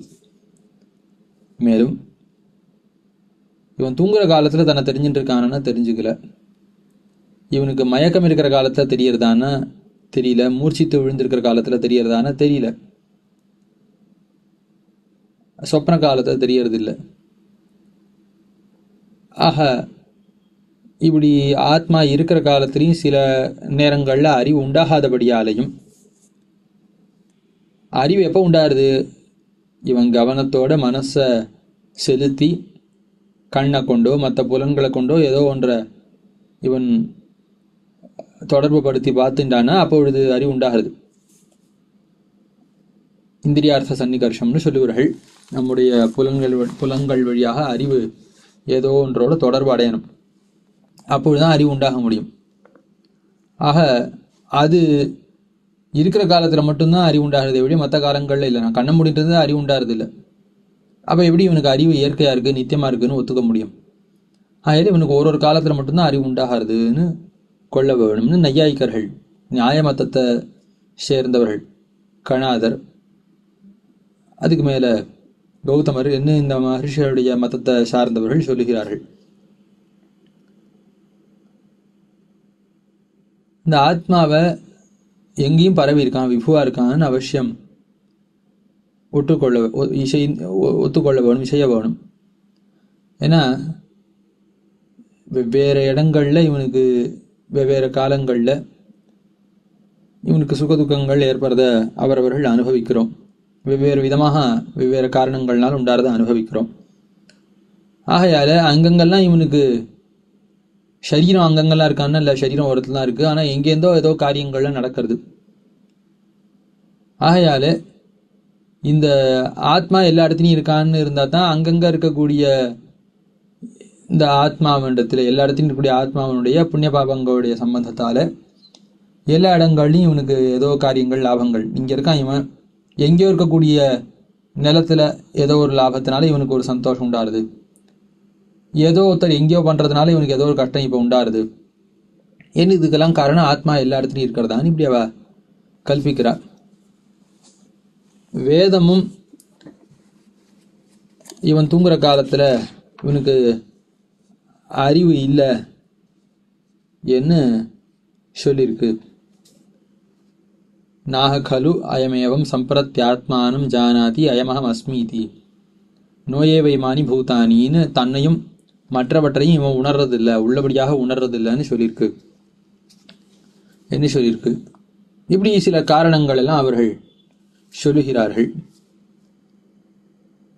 இப்படி ரெண்டு விதமான வாதிகள் சொல்லி முடித்தவாறே வேதவியாச பகவான் ஞோத ஏவான்னு சொல்றார். இந்த ஆத்மாவானவன் ஞஹா, ஞஹான அறிவு உடையவன் அர்த்தம். ரெண்டு விதமாக இங்கே பொருள் சொல்லுகிறார்கள். அதாவது ஞஹாங்கிறதுக்கு தன்னை பற்றியும் பிறரை பற்றியும் அறிவு உடையவன், அதாவது தன்னைத்தானே உணரக்கூடியவன், மற்ற வஸ்துக்களை ஞானத்தால் உணரக்கூடியவன். அதாவது இந்த ஞஹாங்கிற சப்தமே இந்த ஆத்மா ஞானஸ்வரூபன் ஞான குணக்கன் ரெண்டையும் சேர்த்து காட்டி கொடுக்கறது என்னும் ஆச்சாரியர்கள் வியாக்கியான அருளி செய்கிறார்கள். அல்லது சிலர் அவ்வளோ இங்கே சொல்ல வேண்டாம், மேலொரு சூத்திரத்தில் அந்த அர்த்தத்தை காட்டலாம். அதாவது ஞான ஸ்வரூபத்துவம் இந்த சூத்திரத்தால் சொல்லப்படலை. இந்த சூத்திரத்தில் இந்த ஆத்மா ஞான குணக்கன் அறிவை உடையவன்கிற அர்த்தம் மட்டும் இங்கே சொல்லப்படுறது என்று சொல்லுகிறார்கள். எப்படி இந்த மொத்த அதிகரணத்தில் ரெண்டும் சேர்ந்து கிடைக்கும். அது இந்த சூத்திரத்திலே எல்லாம் கிடைச்சாலும் சரி, பின்னாடி கிடைச்சாலும் சரி. இந்த ஆத்மாவானவன் ஞஹா, அதாவது அறிவு உடையவன். ஏன் அத்த ஏவ ஆகையாலேயே, ஆகையாலேன்னு அர்த்தம்னா கீழே ஸ்ருதேகேன்னு ஸ்ருதியாலேன்னு சொல்லியிருக்கார் கீழ் அதிகரணத்தில், ஆத்மா அதிகரணத்தில். அதாலேயேன்னு அர்த்தம் அந்த ஸ்ருதியாலேயே, அதை வேத வாக்கியத்தாலேயே அர்த்தம், உபனிஷத் வாக்கியத்தாலேயே இந்த ஆத்மா ஞானம் ஞானத்தை உடையவன் என கொள்ள வேணும். அதாவது உபனிஷத்தானது இந்த ஆத்மாவை ஞானத்தை உடையவன் சொல்லுகிறபடியாலேயே அந்த வாக்கியங்களில் இந்த ஆத்மா ஞான குணக்கன்கிற அர்த்தத்தை நாம் உணர முடியும்னு சொல்றார். இந்த ஆத்மாவானவன் யோ வேத இதம் ஜிக்ராணீதி ச ஆத்மா, நான் இதை நுகர்கிறேன், மூக்கால நுகர்கிறேன் ஆறு உணர்கிறானோ அவன் தான் ஆத்மா. அப்ப நுகர்ச்சி உணர்வு அது இவனிடத்திலே உள்ளதுன்னு, இந்த ஆத்மாவுக்கு ஞானம் உள்ளது என்று வேதம் ஸ்பஷ்டமாக காட்டி கொடுக்கிறது. யோயம் விஜானமயா பிராணேஷு ஹிருத்யந்தர்ஜோதி புருஷா என்று விஜானமயனாக ஹிருதயத்தில் ஆழ்வார்கள்லாம் சுடர் ஒளினெல்லாம் அருளி செய்கிறார்களே, எம்பெருமானியும் சொல்லுவார்கள், ஆத்மாவையும் சொல்லுவார்கள். அப்படி அந்த சுடர் விளக்காக தோத்தமளிக்கக்கூடியவன் இந்த ஆத்மா. அந்த ஹிருதயத்தில் ஜோதிஷாக இருக்கான்னு இந்த ஆத்மா ஞானத்தை ஸ்வரூபமாக கொண்டவன் என்று சொல்லி, விஞ்ஞானமயங்கிறதால ஞானம் நிறைந்தவன், ஞானத்தை அதிகமாக உடையவன் என்ன இவனை ஞான குணக்கன் என்றும் வேதம் சொல்றது. அதே போல விஜ்ஞாதாரமரே கேன விஜானியாத் என்று இந்த ஆத்மாவை விஜ்ஞாத்தா அறிவை உடையவன் என்று தெளிவாக ஸ்பஷ்டமாக உபனிஷத்து சொல்றது. இன்னொரு வாக்கியம் இதை காட்டிலும் தெளிவாக ஜானாத்யேவ அயம் புருஷா, இவன் எப்பொழுதும் அறிவு உடையவனாகவே உள்ளான். கீழே இருக்கிற வாக்கியங்கள்ல இந்த ஆத்மா அறிவு உடையவன்னு சொல்றதுக்கு பிரமாணமாக உதாரிச்சார். இந்த அறிவு இவனுக்கு எப்போதும் உள்ளது என்பதை காட்டுறதுக்காக, அது அவனுக்கு இயற்கையாக இருக்குங்கிறத காட்டுறதுக்காக இந்த வாக்கியத்தை உதாரிக்கிறார் பெருமானார் தம்முடைய ஸ்ரீபாஷ்யத்தில். ஆக இவன் அறியாத காலம்னே ஒன்று கிடையாது, இவன் எப்பொழுதும் அறிவு உடையவனாகவே இருக்கான் என்ன. அதுக்கு மேலே ஒரு இந்திரியத்தாலையும் அறிவு உடையவன். ஏஷஹி திரட்டா ஸ்ரோதா கிராத்தா ரசயிதா மந்தா போத்தா கர்த்தா விஜானாத்மா புருஷா, இனி இவன் கண்ணால் பார்க்கக்கூடியவன். இப்படி ஓரொரு புலன்களாக சொல்லி அந்த புலன்கள்னால உண்டாகக்கூடிய அறிவை உடையவன். எல்லா அறிவும் இவனுக்கு இருக்கு, அறிவு உடையவன் என்று சொல்லிக்காக அறிவு வடிவா இருக்காங்கிறது மட்டுமன்னு அறிவு உடையவனாகவும் இருக்கான் என்ன. இதுக்கு மேல நையாயிக்கர்கள் ஆத்மா எங்கேயும் பரவி இருக்கக்கூடிய விபு என்ன சொன்னது தவறு என்ன காட்டுறார். உத்கிராந்தி கத்தியாகத்தீனாம் என்கிற ஒரு சூத்திரத்தால், அதாவது ஆத்மா எல்லா இடத்துலையும் பரவி இருக்கான், அவனுக்கு அறிவு எல்லா காலங்கள்லையும் இருக்கு, அவன் அறிவே வடிவெடுத்தவன் ரெண்டையும் கொண்டா எல்லா இடங்கள்லையும் இருக்கேன்னு தோத்தம் உண்டாக வேணுமே என்ன கேள்வி வர, இந்த ஆத்மாவானவன் எல்லா இடத்துலையும் இருக்கான்னு நீ சொன்னதே தவறு என அர்த்தம் நிரூபிக்கிறார். அதாவது ஜீவாத்மாவினுடைய அணுத்துவங்கிற அர்த்தத்தை நிரூபிக்கிறார்.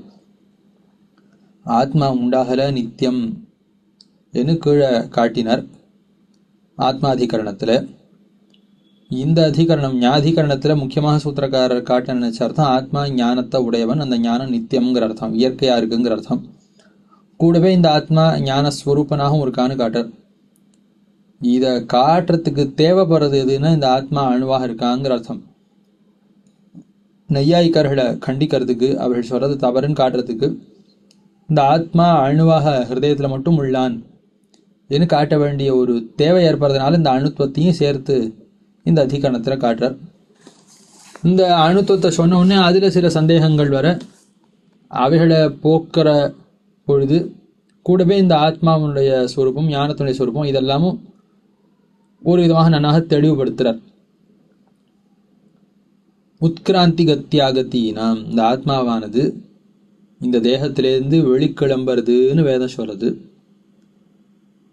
இவன் லோகங்களில் செல்லுகிறான் என்றும், மரணத்துக்கு பிறகு சொர்க்கம் முதலான லோகங்களில் இவன் போகிறான், பரமபதத்துக்கு போகிறான் அல்லது சொர்க்காதி லோகங்களுக்கு போகிறான் என்றும், சொர்க்கமோ நரக்கமோ சென்றவன் திருப்பி அங்கேருந்து இந்த மனுஷலோகத்தில் பிறப்பதற்காக ஒரு சரீரத்தை எடுத்துட்டு வரான், கீழே வருகிறான் என்றும், ஆத்மாவானது இங்கேயும் எங்கேயும் போயிட்டு வருதுன்னு சொல்லியிருக்கு சாஸ்திரம். இந்த ஆத்மா விபுவா இருந்தா எங்கேயும் பரவி இருக்கிற வஸ்து எப்படி அசைய முடியும்? இங்கே எங்கேயும் போக முடியுமா? இங்கே எங்கேயும் போகிறதுனாலே அந்த வஸ்து எல்லா இடத்துலையும் இல்லைன்னு அர்த்தம். ஒரு இடத்த விட்டு இன்னொருத்துக்கு போகிறதுனாலே இப்போ அங்கே இல்லை இங்கே வந்துடுத்து, அப்போ எல்லா இடத்துலையும் பரவி இருந்தால் அங்கேயும் இங்கே வருதுங்கிற ஒரு அர்த்தமே சம்பவிக்காது. எப்போ இவன் நகர்றான், வருகிறான் என்றோ போகிறான் என்றோ சுத்தி சொல்றதோ அதுலேருந்தே இந்த ஆத்மா க்ஷமிக்கணும் விபு அல்லன், எல்லா இடத்துலையும் பரவிக்கக்கூடியவன் அல்லன்னு தெரியறது என்ன சொல்றார். ஆகையால் இந்த ஆத்மாவை அணுன்னு தான் இசைய வேணும். என்ன உத்கிராந்தி, இந்த தேன பிரத்யோ தேன ஏஷ ஆத்மா நிஷ்கிராமதி சக்ஷுஷோவா மூர்தனோவா அந்நேபியா சரீர தேசேபியாங்கிற வேத வாக்கியத்தில் சொல்ல போகிறது பிருஹதாரண்யகத்தில். அதாவது இவனுக்கு மரணம் வந்தவாறே மரண காலத்தில் எம்பெருமானவன் ஹிருதயத்தில் அந்தர்யாமியாக இருந்து கொண்டு இந்த சரீரத்தில் 101 ஹிருதயத்தில் 101 நாடிகள் உள்ளன. அந்த நாடிகளில் ஏதோ ஒரு நாடியினுடைய நுனியை எம்பெருமானவன் வெளிச்சம் போட்டு காட்டுறான். எம்பெருமான் எந்த நாடியை குறித்து இவன் வெளிச்சம் காட்டினானோ அந்த நாடி வழியே இந்த ஆத்மா வெளிக்கிளம்புகிறான். வெளிக்கிளம்பி அந்த நாடியானது கண் வழியாக வெளில வந்துன்னா கண் வழியாக வெளில வருவான், தலை வழியாக வெளில வந்தால் தலை வழியாக வெளில வந்து அரிசிராதிகத்தினால மோட்சத்துக்கு போவான், அல்லது சரீரத்தினுடைய மற்ற துவாரங்கள் அவைகளில் ஏதோ ஒன்று மூலமாக இவன் வெளிக்கிளம்புகிறான், சரீரத்திலேருந்து இந்த ஆத்மா வெளிக்கிளம்புகிறான்னு சொல்லியிருக்கு. எப்போ ஒரு இடத்துலேருந்து ஒரு இடத்துக்கு அசைகிறான், இந்த சரீரத்திலேருந்து கிளம்புறான்னு சொல்லிடுதோ அதுலேருந்தே இந்த ஆத்மா விபு அல்லன் தெரிகிறது.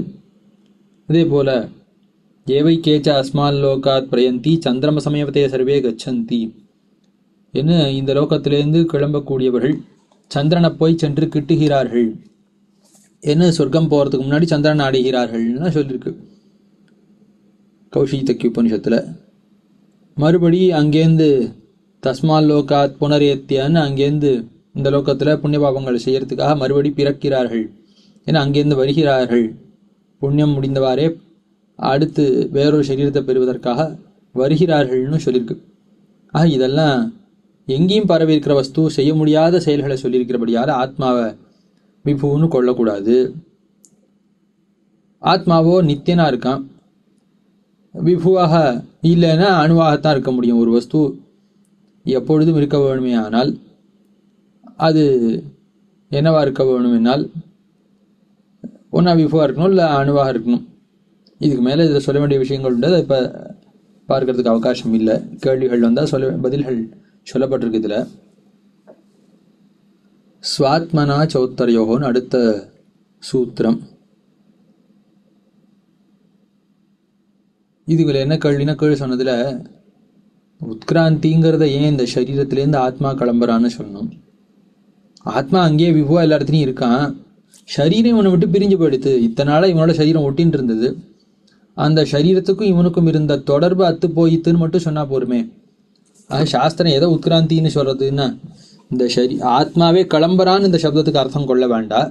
மாறாக இந்த ஆத்மாவுக்கும் சரீரத்துக்கும் இருந்த தொடர்பு அத்து போயித்து. இனி இப்படி இந்த வேத வாக்கியத்துக்கு அர்த்தம் கொள்ளலாம் இல்லையோ? இந்த வேத வாக்கியத்தை மட்டும் கொண்டு இந்த ஆத்மா அணுன்னு சொல்ல வேண்டிய தேவை இல்லையேன்னா, சரி ஏதோ கஷ்டப்பட்டு அந்த வாக்கியத்துக்கு வளைச்ச அர்த்தம் சொன்னா கூட அங்கேயே வளைச்ச அர்த்தம் சொல்ல முடியாது. இவன் கிளம்புறான்னு சொல்லியிருக்க செய்தே சரீரம் இவனை விட்டு போகிறதுன்னு சொல்கிறது சுரசம் இல்லை, அவ்வளோ நன்னா இல்லை அந்த பொருள். எப்படியோ வளைச்ச அர்த்தம் அங்கே சொன்னால் கூட இந்த ஆத்மா சொர்க்கலோகத்துக்கு போகிறான், சொர்க்கலோகத்துலேருந்து வராங்கிற இடங்கள்லாம் சரீரம் இவனை விட்டு பிரிஞ்சு போச்சுனோ சரீரம் இவனுக்கு வந்து சேருதோன்னு மட்டும் சொல்ல முடியுமான்னு சொல்ல முடியாது. அங்கெல்லாம் தான் பண்ண வேண்டிய ஒழிய சரீரத்தை கொண்டு இவனுக்கு இதெல்லாம் பொருந்ததுன்னு அங்கே நிர்வாகம் சொல்ல முடியல, வளைச்சும் கூட அங்கே நிர்வாகம் சொல்ல முடியல. ஆகையால் எப்படியும் ஆத்மாவை அணுன்னு தான் இசைந்தாக வேணும். இதுக்கு மேலே ஒரு ஆக்ஷேபம் வருது. நானும் அதச்ருதேஹே இதி சேன்னா இதராதிகாராத்துன்னு அடுத்த சூத்திரம். சவாயேஷ மகானஜ ஆத்மா என்று ஜீவாத்மாவை சொல்லிட்டு வர பிரகரணத்தில் விஞ்ஞானமயா பிராணேஷுன்னு விஞ்ஞானமயனாக இருக்கக்கூடிய ஆத்மாவை சொல்லி இவன் மகான், இவன் எங்கேயும் பரவி இருக்கக்கூடியவன், பெருமையுடையவன், ரொம்ப பெரியவன், அறப்பெரியவன் ஏன்னா ஆத்மாவை மகான்னு சொன்னபடியால் இவன் அணு நீங்கள் சொல்றது பொருந்தாது ஏன்னு மறுபடி ஒரு கேள்வி எழ இதராதிகாராத்துன்னு சமாதானம் சொல்றார். அந்த வாக்கியத்தில் அதிகாரஹான பிரஸ்தாபகான்னு அர்த்தம். அதாவது அந்த பிரகரணம் ஜீவாத்மாவை பற்றின பிரகரணம்னு அங்கே எம்பெருமான் தான் தொடர்ந்து சொல்லப்பட்டு வருகிறான். எம்பெருமானை பற்றி தான் சொல்ல தொடங்கி வந்துட்டு இருக்கு. அதாவது நீ சொன்ன ரீதியில் யோயம் விஞ்ஞானமயங்கிற வாக்கியத்தில் ஜீவாத்மா தான் சொல்லப்பட்டிருக்கான், இல்லைன்னு சொல்ல. இருந்தாலும் நடுவில் ஒரு வாக்கியத்தில் எஸ்யானுவித்தகா பிரதிபுத்த ஆத்மா என்ன இவனாலே உபாசிக்கப்பட தகுந்தவனாக இவனுக்கு பிராப்பியனாக சர்வஜனான எம்பெருமான் இருக்கிறான்னு நடுவில் எம்பெருமான சொல்லியிருக்கு. அது ஜீவாத்மாவை சொல்ல ஆரம்பிச்சிருந்தாலும் நடுவில் இவனுக்கு பிராப்பியனாக இவனாலே தியானம் பண்ணப்படக்கூடிய எம்பெருமானவன் சொல்லப்பட்டிருக்கான். அந்த எம்பெருமானத்தான் சவாயேஷ மகானஜ ஆத்மா ஏன்னு இந்த எம்பெருமானவன் மகான், ரொம்ப பெரியவன், ஆஜஹா பிறப்பிலி என்று சொல்லியிருக்கு. ஆகையால் எம்பெருமான பெரியவன்னு சொல்ல வந்த வாக்கியமே ஒழிய ஜீவாத்மாவை விபுன்னு சொல்ல வந்த வாக்கியம் அன்று இது. அது இந்த வாக்கியத்தை கொண்டு ஆத்மா விபு ஜீவாத்மா விபுன்னு இவனால் சாதிக்க முடியாதுன்னு இத்த தள்ளி விட்டார். அதுக்கு மேலே சொல்றார். இந்த சூத்திரக்காரருக்கு என்ன ஒரு சாமர்த்தியம்னா, எடுத்த உடனே பிரபலமான அஸ்திரத்தை கொண்டு சாதிக்கவே மாட்டார். பூர்வபக்ஷி சொல்றதெல்லாம் ஒத்துண்டு அவன் போற வழியிலேயே போய் முதல்ல சின்ன சின்ன அஸ்திரங்கள்னால இதனாலேயே அவனை தள்ளி விட்டுருவார். இது புருஷார்த்த அதிகரணத்திலையும் இந்த மாதிரி சூத்திரக்காரர் பண்ணுவார். ஒரு க்ஷணத்தில் அவன் அடிக்கிறதுக்கு வாய்ப்பு இருக்கும், இருந்தாலும் அதை மட்டும் பண்ணிட்டோன்னா மற்றதெல்லாம் இதை தொடர்புடைய பல வஸ்துக்களை பல விஷயங்களை சொல்லி தெளிவுபடுத்த வேண்டியதெல்லாம் தெளிவுபடுத்த முடியாமல் போயிடும். அதற்காக இப்போ எடுத்தோடனே அதெல்லாம் நீ சொல்றதெல்லாம் ஒன்றும் கிடையாது, ஆத்மா அணுன்னு வேத வாக்கியம் சொல்லியிருக்குன்னு எடுத்தோடனே சொல்லிடலாம்.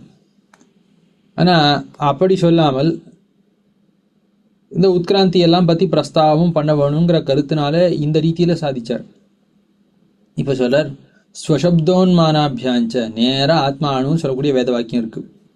ஸ்வசப்தம்னா நேராக அணுத்துவத்தை குறித்த, தன்னுடைய சப்தம்னா தான்கிற சப்தத்தால் அணுத்துவங்கிறது வருது. அணுத்துவத்தை குறித்த வேத வாக்கியம் நேராக இருக்கு.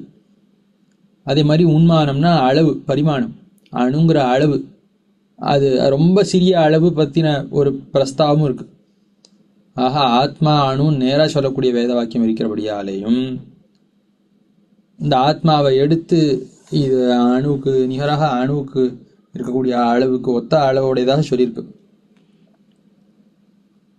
ஏஷோனுர் ஆத்மா சேதசா வேதித்தவ்யா ஏன்னு இந்த ஆத்மாவானவன் அணு, அணுவான் இந்த ஆத்மா மனசினால அறியப்பட தகுந்தவன் என்ன ஸ்பஷ்டமாக அணுன்னு சொல்லிடுது. இது முண்டகோபனிஷத்தில் இருக்கிற வாக்கியம்.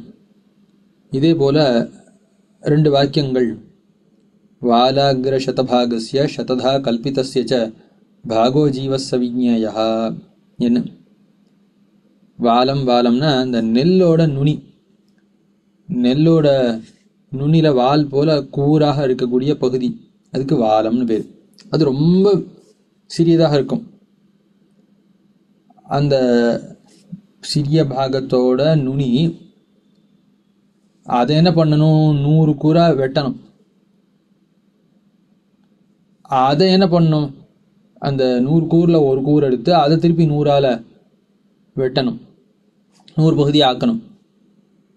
அப்போ என்ன ஆயிடுச்சுன்னா, அந்த கூரான அந்த வாலம் அதனுடைய நுனி, வாலத்தை கூட இல்லை, அந்த வாலத்தோட நுனி எடுத்து அதனுடைய 100ல் ஒரு பங்கு எடுத்து அதனுடைய 100ல் ஒரு பங்கு எடுத்தா அந்த அளவு அதுக்கு கீழான அளவு. அத்த உடையவன் ஆத்மா, அவ்வளோ அளவுடையவன் ஆத்மா இருக்கான்னு, இப்படி ரொம்ப சிறிய அளவு, மிகச்சிறிய அளவுடையவன் ஆத்மான்னு சொல்லியிருக்கு. ஆராகிர மாத்திரோ ஹியவரோப்பி திருஷ்டகான்னு சொல்லியிருக்கு. அதாவது தோல் தைக்கிற ஊசி, அந்த ஊசியோட நுனி, அந்த நுனி எவ்வளோ சின்னதாக இருக்குமோ அந்த அளவு இருக்கான். ஓ சரியா, அந்த அளவு தான் ஆத்மாவுக்கான. இல்லை அவரோப்பி திருஷ்டா, ஏதோ உனக்கு புரியணுங்கிறதுக்காக முதல்ல ஒன்று சொன்னேன், ஸ்தூல அருந்ததி நியாயம்னு சொல்வார்கள். அருந்ததி நட்சத்திரம் ரொம்ப சின்னதாக இருக்கும், அதை எடுத்தவொடனே காட்டினா கண்ணுக்கு தெரியாது. அதுக்காக கொஞ்சம் பெரிய நட்சத்திரத்தை ஒன்றை காட்டி, பார்த்துட்டியா என்ன தெரிஞ்சது, என்ன பார்த்துட்டியா அங்கே இருக்க வேறு தான் அருந்ததின்னு சொல்வார்கள். அப்புறம் தெரியுதுன்னு, இல்லை அது இல்லை, அதுக்கு பக்கத்தில் ரொம்ப சின்னதாக ஒன்று இருக்குவார், அதுதான் சொல்லுவார்கள். ஆக எடுத்தோடனே அந்த சிறிய வஸ்துவை கிரகிக்க முடியாதுங்கிறதுக்காக ஏதோ சொல்லணுமேங்கிறதுக்காக நான் அந்த ஊசியோட நுனி அளவுக்குன்னு சொன்னேன். அவ்வளோதான் ஆத்மாவுக்கு அளவுன்னு நினச்சிக்காது, அதை காட்டிலும் சிறியவனாக ஆத்மா உள்ளான் என்ன ஸ்வேதாஸ்வதர உபனிஷத்து சொல்றது. ஆகையால ஆத்மா அணுதான். ஆகையால இந்த ஆத்மாவை விபுன்னு சொல்லக்கூடிய நையாயிகனுடைய பட்சம் தவறு. என்ன இதுக்கு மேல இந்த விஷயத்தில் ஆக்ஷேபங்கள் வருகின்றன. இந்த ஆத்மா அணுன்னு சொன்னா தான் தலையில என்ன நடந்தாலும், தலையில இடிச்சுட்டாலும் தெரியாது, காலில் முள் குத்தினாலும் தெரியாது, இல்லை யாரோ ஒருத்தர் காலை பிடிச்சி விட்டா சுகமா இருக்குன்னு அந்த சுகத்தை அனுபவிக்கிறான். இவனுக்கு ஆறாவது கையில சந்தனம் முதலானவைகள்லாம் பூசி விட்டா, மார்பில் சந்தனத்தை பூசி விட்டா, தோளில் பூசி விட்டா அந்த சுகத்தை இவன் அனுபவிக்கிறான், அந்த குளிர்த்தியை இவன் உணர்றான். ஆஹா, ஆத்மா அணுவா இருந்தா சரீரம் முழுவதும் என்ன நடக்கிறதுன்னு இவனுக்கு எப்படி தெரியும்? எங்க அடிபட்டாலும் உடனே தெரியறது, எங்க ஒரு சுகம் ஏற்பட்டாலும் உடனே தெரியறது. சரீரம் முழுக்க இருக்கக்கூடிய சுக துக்கங்கள்லாம் இந்த ஆத்மா எப்படி உணர முடியும்? அணுனா ஒரு இடத்துல மட்டும்தானே இருப்பான், மற்ற இடங்கள்ல எப்படி இவன் உணர முடியும்? ஆகையால ஆத்மா பல இடங்கள் இருக்கான், சரீரம் முழுக்க பரவி இருக்கான்னு வச்சுக்கணும். சரீரம் முழுக்க பரவி இருக்கான்னா விபுவாக எல்லா இடத்துலையும் பரவிக்கான்னு நான் சொன்ன ரீதியில் தான் வச்சுட்டாகணும். திருப்பி கருத்து நையாயிகனுக்கு. இப்படி ஒரு கேள்வி வர, இதுக்கு முதல்ல வேறொரு வாதி, அது வேதவியாச பகவான் சமாதானம், நேரான சமாதானம் சொல்ல போறார். அதுக்கு முன்னாடி சில பேர் இப்படி பரிகாரம் சொல்ல பார்க்கிறார். அவிரோதச்சந்தனவத்து, அதாவது ஹரிச்சந்தனம், இந்த ஹரிச்சந்தனத்தோட ஒரு துளி, அந்த துளிய ஹிருதயத்திலேயோ காதுலேயோ கண்ணுலேயோ மூக்குலேயோ, அது சரியான அந்த மர்மஸ்தானங்கள்னு சொல்கிறார். அந்தந்த இடங்கள்லாம் அந்த துளி பட்டதுன்னா சரீரம் முழுக்க சுகம் உண்டாகுமா, அந்த குளிர்த்தி தெரியுமா. ஆக அது ஒரு இடத்துல இருந்தாலும் அந்த சந்தனத்தோட துகள் அது சரீரம் முழுக்க ஒரு சுகத்தை, ஒரு குளிர்த்திய அது உண்டாக்கி கொடுக்குற மாதிரி இந்த ஆத்மா ஒரு இடத்துல மட்டும்தான் இருக்கான், இருந்தாலும் உடல் முழுக்க என்ன நடக்கிறதுங்கிறத அவனால் உணர முடியும். சரீரத்தில் முழுக்க இருக்கக்கூடிய துக்கத்தை அந்த சந்திரமானது ஒரு இடத்துல இருந்து எல்லா இடத்துலையும் சுகத்தை உண்டாக்குற மாதிரி இவன் ஒரு இடத்துல இருந்து எல்லா இடத்துல இருக்கிற துக்கத்தையும் அறிகிறான், உணர்கிறான். என்ன இப்படி ஒருத்தன் சொன்னான். அதுக்கு மேல ஒரு கேள்வி, அவஸ்திதி வைசேஷ்யாதிதி சேன்ன அபிபகமா திருதிஹி என்ன, அந்த சந்தன பிந்து, சந்தனத்தோட பிந்துன்னா அந்த துளி, அது தேகத்துல ஒரு குறிப்பிட்ட இடத்துல இருக்கு, அந்த இடத்துல அது மர்மஸ்தானங்கள்னு இருக்கு, இந்தந்த இடங்கள்லாம் அது பூசப்பட்டா அது பட்டுதுன்னா அது சுகத்தை உண்டாக்கும்னு இருக்கு. ஆத்மாவுக்கு அந்த மாதிரி இருக்கான்னா ஆத்மாவும் அதே மாதிரி தேகத்தில் ஹிருதயத்தில் இருக்கான் என்று சொல்லியிருக்கு. சரி, ஹிருதயத்தில் ஆத்மா இருக்கான்னா சரீரம் முழுக்க அவனுக்கு எப்படி அறிவு தெரியும்? சரீரத்தில் முழுக்க என்ன நடக்கிறதுன்னு எப்படி தெரியும்னா நாடிகள் மூலமாக இந்த அறிவானது எல்லா இடங்கள்லையும் பரவி, ஹிருதயத்திலேருந்து எல்லா இடத்துக்கும் நாடிகள் பரவி செல்லுகின்றன. ஆகையால நாடிகள் மூலமாக இவனுக்கு எல்லா இடங்கள்லையும் நடக்கிறது தெரிய வருது என்ன இதை சொன்னார். சந்திரமானது சரீரத்தில் வெவ்வேறு ஸ்தானங்களில் இருந்து கொண்டு காரியம் பண்ணும், ஆத்மா ஹிருதயத்தில் மட்டும் இருந்து காரியம் பண்ணுவான் என்ன இப்படி சொல்ல, இது ஒரு விதமாக சமாதானம் பண்ணா. சூத்திரக்காரர் நேரான சமாதானத்தை சொல்றார். ஒரு இடத்துல இருக்கக்கூடிய ஆத்மா சரீரம் முழுக்க எப்படி காரியம் பண்றான், சரீரம் முழுக்க சுக துக்கங்களை எந்த விதமாக உணர்கிறான் ஏன்னா தம்முடைய அபிப்பிராயத்தை சொல்றார். குணாத்வா ஆலோகவத் என்ன, ஆத்மாவானவன் தன்னுடைய குணமாக இருக்கக்கூடிய ஞானத்தின் மூலமாக சரீரம் முழுக்க பரவியிருக்கான். அதாவது ஆத்மாவோட இடத்துல தான் இருக்கான் சரீரத்தில், ஆனால் அவனுடைய தர்மபூத ஞானம்ங்கிறது சரீரம் முழுவதும் பரவி உள்ளது. ஆலோகவது, ஆலோகம்னா வெளிச்சம், ஒளி. இந்த உதாரணத்தை தான் சூத்திரக்காரர் சொல்றார், ஸ்ருதியும் சொல்லும். எம்பெருமானார் அடிக்கடி இதை கொண்டு தான் இந்த அர்த்தத்தை தெளிவாக உபபாதனம் பண்ணுவார். ஒரு விளக்கு உள்ளது, அந்த விளக்கு எப்படி இருக்கு, நெருப்பு மயமா இருக்கு, விளக்கை தொட்டா சுடுறது. விளக்குக்கு பக்கத்துலயும் என்னவா இருக்குன்னா அதோட ஒளி பரவி இருக்கு, அந்த இடமும் தொட்டா சுடுறது.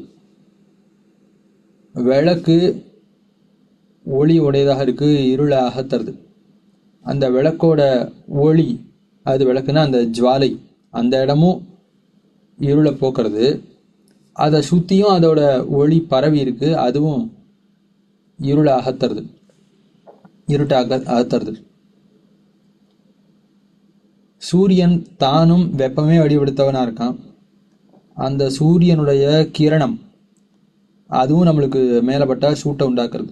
அவனும் நெருப்பால் ஆனவனா இருக்கான். சூரிய கிரணமும் நெருப்பு மயமா இருக்கு. சூரியனும் இருட்டாகத்தரான், அவனுடைய ஒளியும் இருட்டாகத்தருது. சந்திரன் தானும் குளிர்ந்தவனாக இருக்கான். அந்த சந்திரனிடத்திலேருந்து வரக்கூடிய ஒளி, அந்த கதிர், அதுவும் குளிர்ச்சி உண்டாக்குறது. இரவு வேலைகளில் அது கொஞ்சம் இருட்டாக தருது, கொஞ்சம் வெளிச்சத்தை உண்டாக்குறது, சுகத்தையும் உண்டாக்குறது. அந்த குளிர்ச்சி அதை கொடுப்பதன் மூலமாக ஒரு ரத்னம் இருக்குமே, ஆனால் அதுக்குள்ளேயும் நீரோட்டம் இருக்கு, ஒளி இருக்கு. ஆஹா, அதுவே ஒளி வடிவாக இருக்கு. அதுக்கு மேல அதை சுத்தியும் அதோட ஒளி வீசுறது. ஆக இப்படி இந்த தேஜ பதார்த்தங்கள்னு சொல்லுவார்கள்.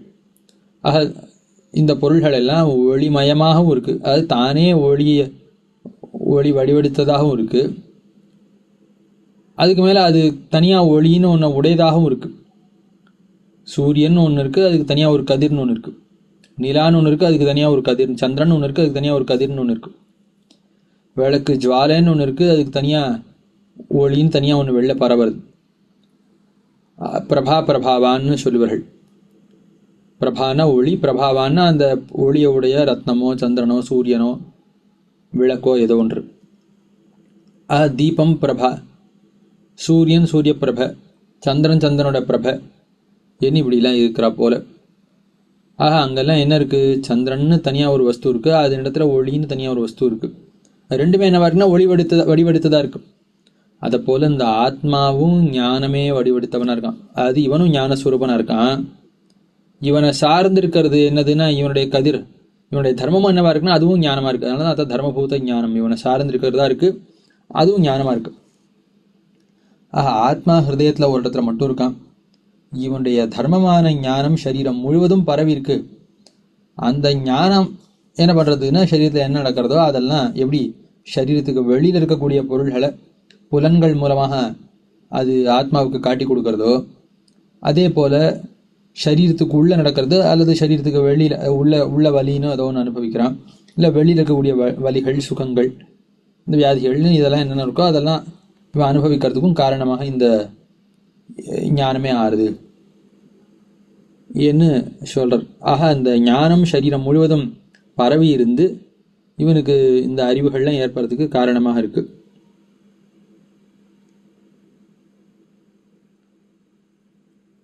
இதுக்கு மேல ஆத்மா சித் ஸ்வரூப ஞானம் மட்டுமேவா இருக்காங்கிற பௌத்தர்கள் முதலானவாள்லாம் ஆக்ஷேபிக்கிறா. ஆத்மா ஞானஸ்வரூபனா மட்டும்தான் இருக்கானே வழி அவனுக்கு என்னமோ ஞானம்னு ஒன்று இருக்குதுன்னு சொல்றே, அது பொருந்துமா? இருக்கிறது ஒரே ஒரு ஞானம் தான். தனியாக தர்மபூத ஞானம்னு ஒன்று, தர்மிபூத ஞானம்னு ஒன்று, ரெண்டு கிடையாது.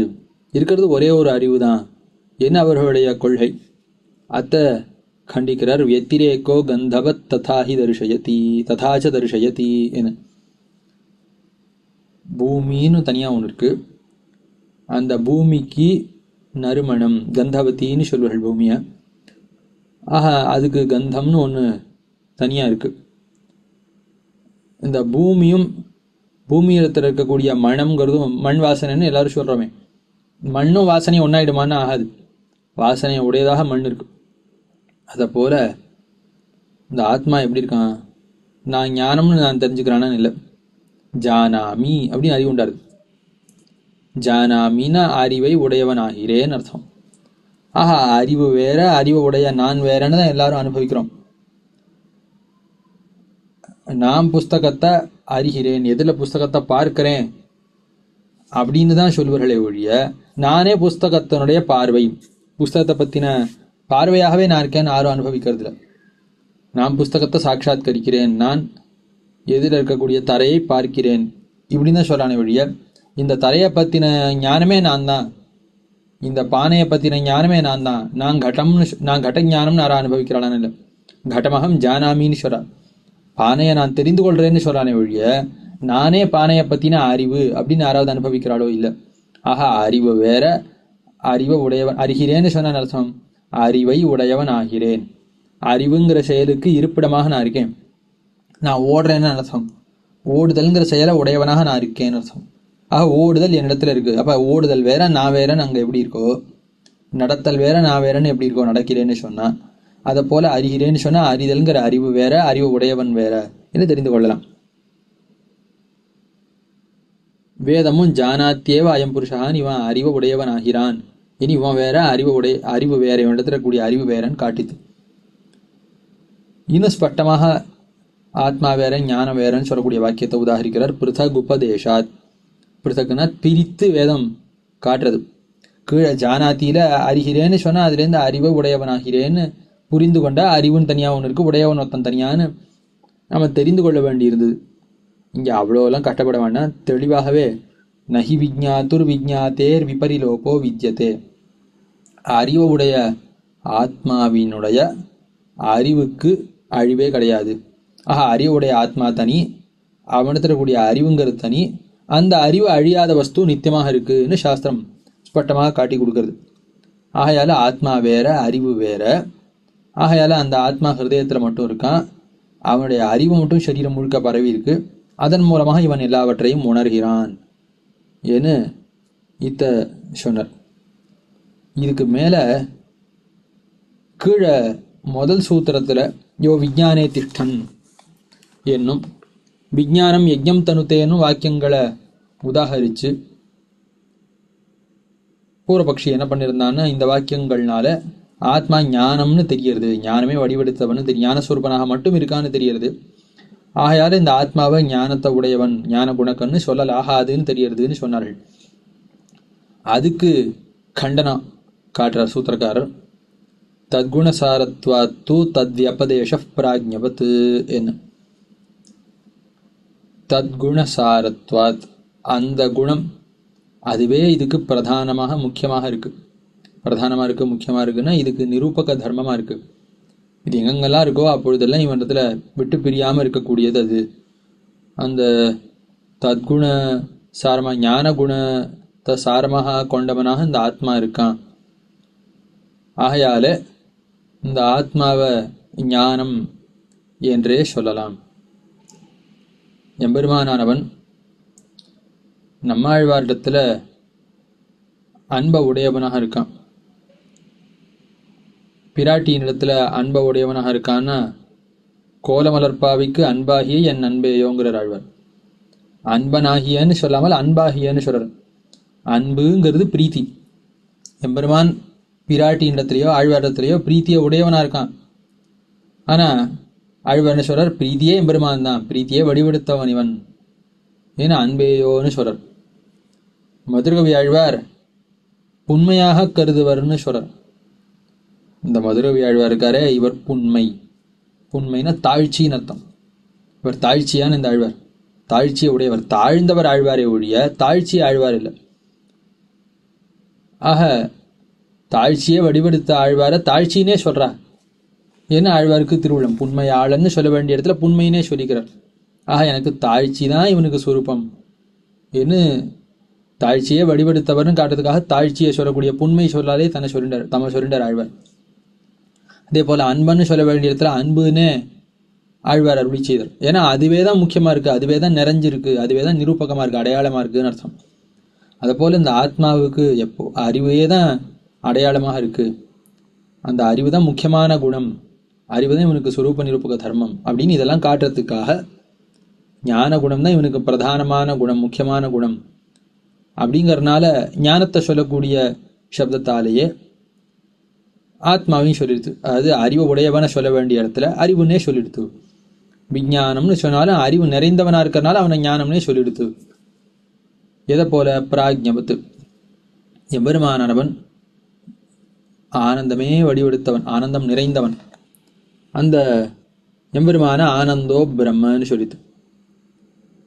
ஆனந்தமா எம்பெருமான, ஆனந்தம் நிறைந்த எம்பெருமான ஆனந்தம் என்றே அந்த பிரகரணம் சொல்றது தைத்திரிய உபனிஷத்து. அதே போல ஞானம் நிறைந்த எம்பெருமான சத்தியம் ஞானம் அனந்தம் என்று ஞானம் உடையவன் சொல்ல வேண்டியது ஞானமாகவே சொல்லித்து சாஸ்திரம். ஆக ஆனந்தம் உடைய எம்பெருமான ஆனந்தம்னே சொன்னா போல, ஞானத்தை அதிகமாக உடைய எம்பெருமான ஞானம்னே சொன்னா போல, இந்த ஜீவாத்மாவையும் விஜ்ஞானம் யஜ்ஞம் தனுதே என்னெல்லாம் சாஸ்திரம் சொல்றது என்ன சொன்னார். இதையே இன்னும் தெளிவாக ஸ்தாபிக்கிறார். யாவதாத்ம பாவித்வாச்ச நதோஷஸ்தத்தர்ஷனாத்னு. இந்த ஞானம்ங்கிறது ஆத்மாவுக்கு விட்டு பிரியாம எல்லா காலங்கள்லையும் இருக்கக்கூடிய அசாதாரணமான அடையாளம், சுரூப நிரூபக தர்மம். ஆகையால அதை சொல்லக்கூடிய சொல்லால ஆத்மாவை சொன்னா எந்த ஒரு குறையும் இல்லை. இப்போ மாடுகள்லாம் உள்ளன. ஒரு மாடு கருப்பு நிறத்தில் இருக்குது, ஒரு மாடு சிவப்பு நிறத்தில் இருக்குது, ஒரு மாடு கொம்பு உடைஞ்சதாக இருக்குது, ஒரு மாடு பூர்ணமாக கொம்பு உடையதாக இருக்குது. ஒவ்வொரு மாட்டுக்கும் ஒரு பேர் வச்சுருக்கா. ஏன்னா எல்லாத்தையும் ஆனாலும் கௌஹு கௌஹு கௌஹு மாடு மாடு மாடுன்னு சொல்லிட்டு இருக்கா. ஆக அதுக்கு எல்லாவற்றுக்கும் அந்த மாடாக இருக்கிற அந்த கோத்துவங்கிற தன்மை இயற்கையாக பிரியாமல் இருக்கிறபடியால் அத்தையிட்ட சொன்னா போல இங்கேயும் எல்லா காலங்கள்லையும் அந்த சொல்லிட்டு அந்த வஸ்துவை சொல்லுகிறார்கள். ஸ்ருதியானது சொல்றது. அது ஆத்மாவுக்கு ஞானம் எப்பொழுதும் இருக்கக்கூடிய ஒன்றானபடியால அந்த நித்தியமான சுரூப நிரூபகமான அந்த சுரூப நிரூபகம்னா இவனுக்குன்னு உண்டான தனித்த அடையாளம். இந்த ஆத்மாவை அறியறதுக்கே காரணம் எதை கொண்டு தெரிஞ்சுக்கலாம்? அறிவற்ற பொருள் அறிவுடைய பொருள் தான் பிரிக்கிறோம், உயிரற்ற பொருள் உயிருடைய பொருள் தான் பிரிக்கிறோம். ஆக பானை, புஸ்தகம், மரம், கல், இரும்பு இவத்தை காட்டிலும் ஆத்மா ஏன் வேறுபட்டிருக்குன்னா அவைகள் அறிவுள்ள ஆத்மா அறிவுடையவனு தான் உடனே பதில் சொல்றோம். ஆகையால இந்த ஆத்மாவுக்கு இருக்கக்கூடிய தனித்த அடையாளம் இவனை மற்ற வஸ்துக்கள்லேருந்து பிரித்து தெரிஞ்சுக்கிறதுக்கான முக்கியமான அடையாளமாக ஞானம் இருக்கிறபடியால அந்த ஞானத்தை சொல்லக்கூடிய சப்தத்தாலேயே ஆத்மாவை சொன்னால் குறையாகாது என்ன இப்படி சாஸ்திரம் சொல்றது. ஒரே ஒரு க்ஷணம்.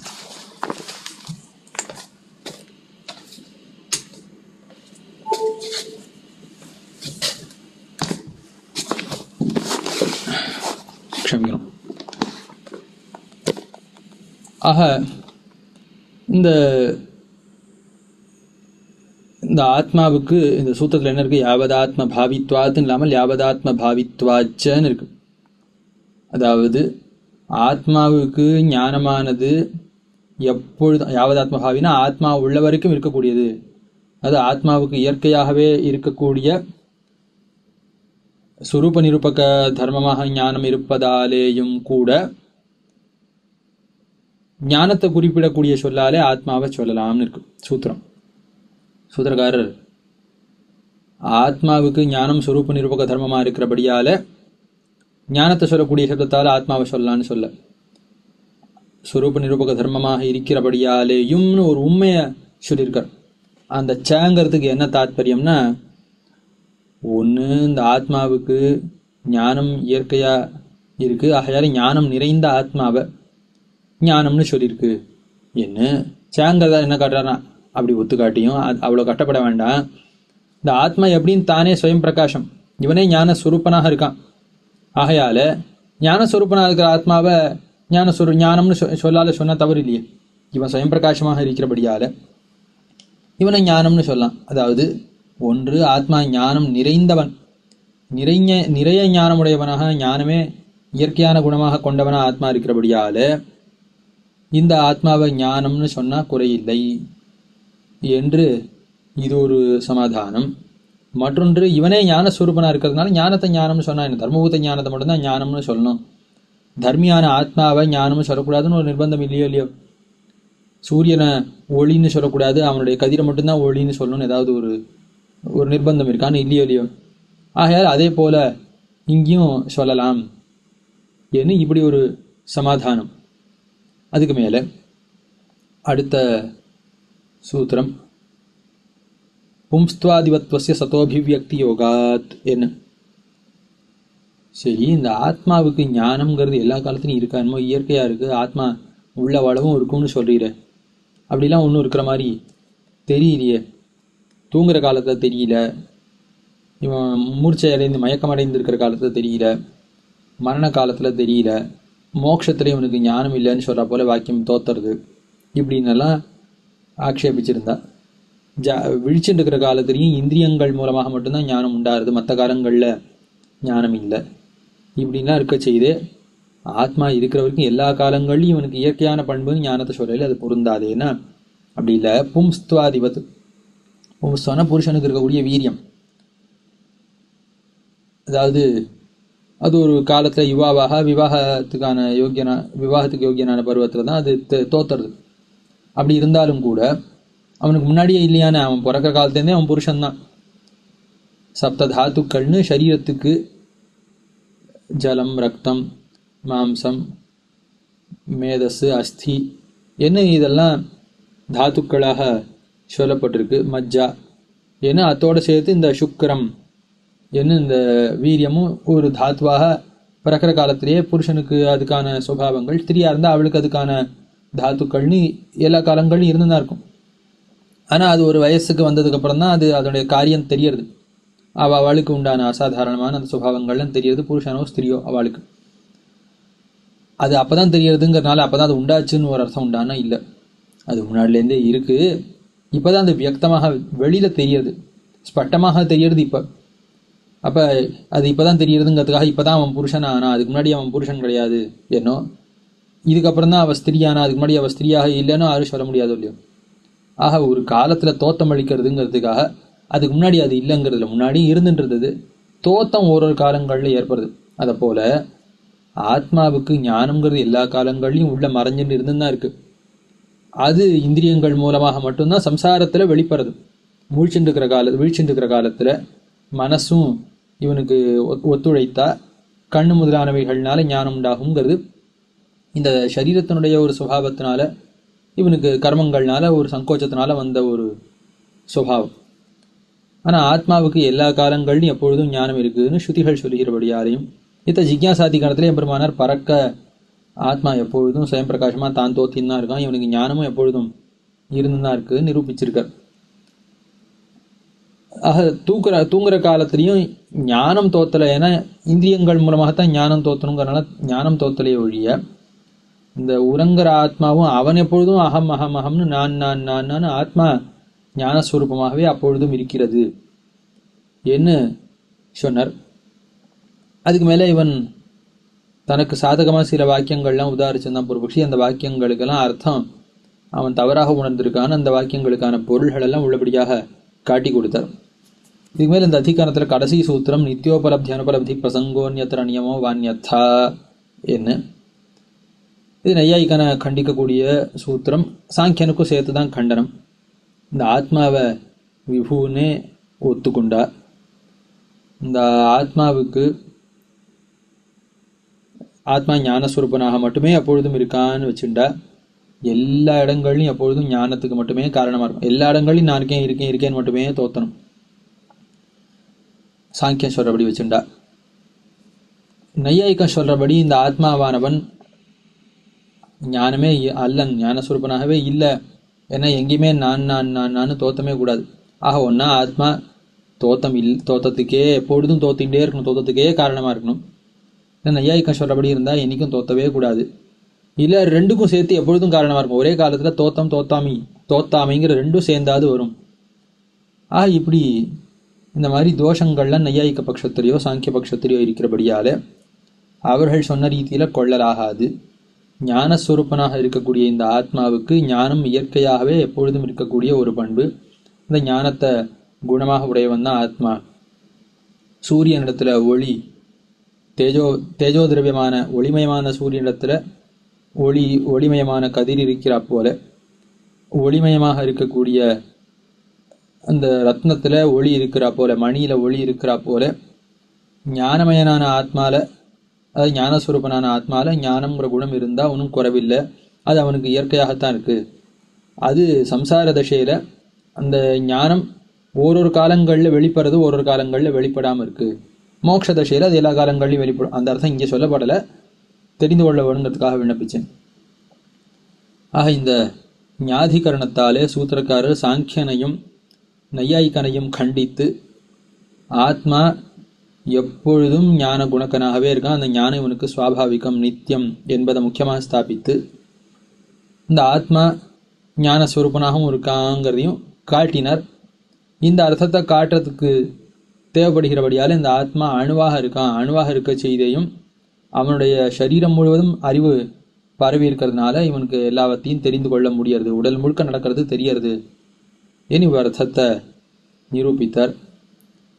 ஏதோ அவகாசானுகுணமாக விண்ணப்பித்தேன். குறைகள் இருந்தாலோ இல்லை தெளிவாக இந்த அர்த்தத்தை புரிந்து கொள்கிற அளவுக்கு அடியேன் விண்ணப்பிக்கலைனாலோ க்ஷமித்தருள வேணும்னு ஸ்ரீ வைஷ்ணவர்களிடத்தில் பிரார்த்திக்கிறேன். இப்படி உபன்யசிக்க வேணும் என்று நியமித்த ஜிஆர் சுவாமிக்கும் அதே போல் தேவராஜன் சுவாமிக்கும் அடியனுடைய பிரணாமங்களை தெரிவித்துக் கொள்கிறேன். தற்பொழுது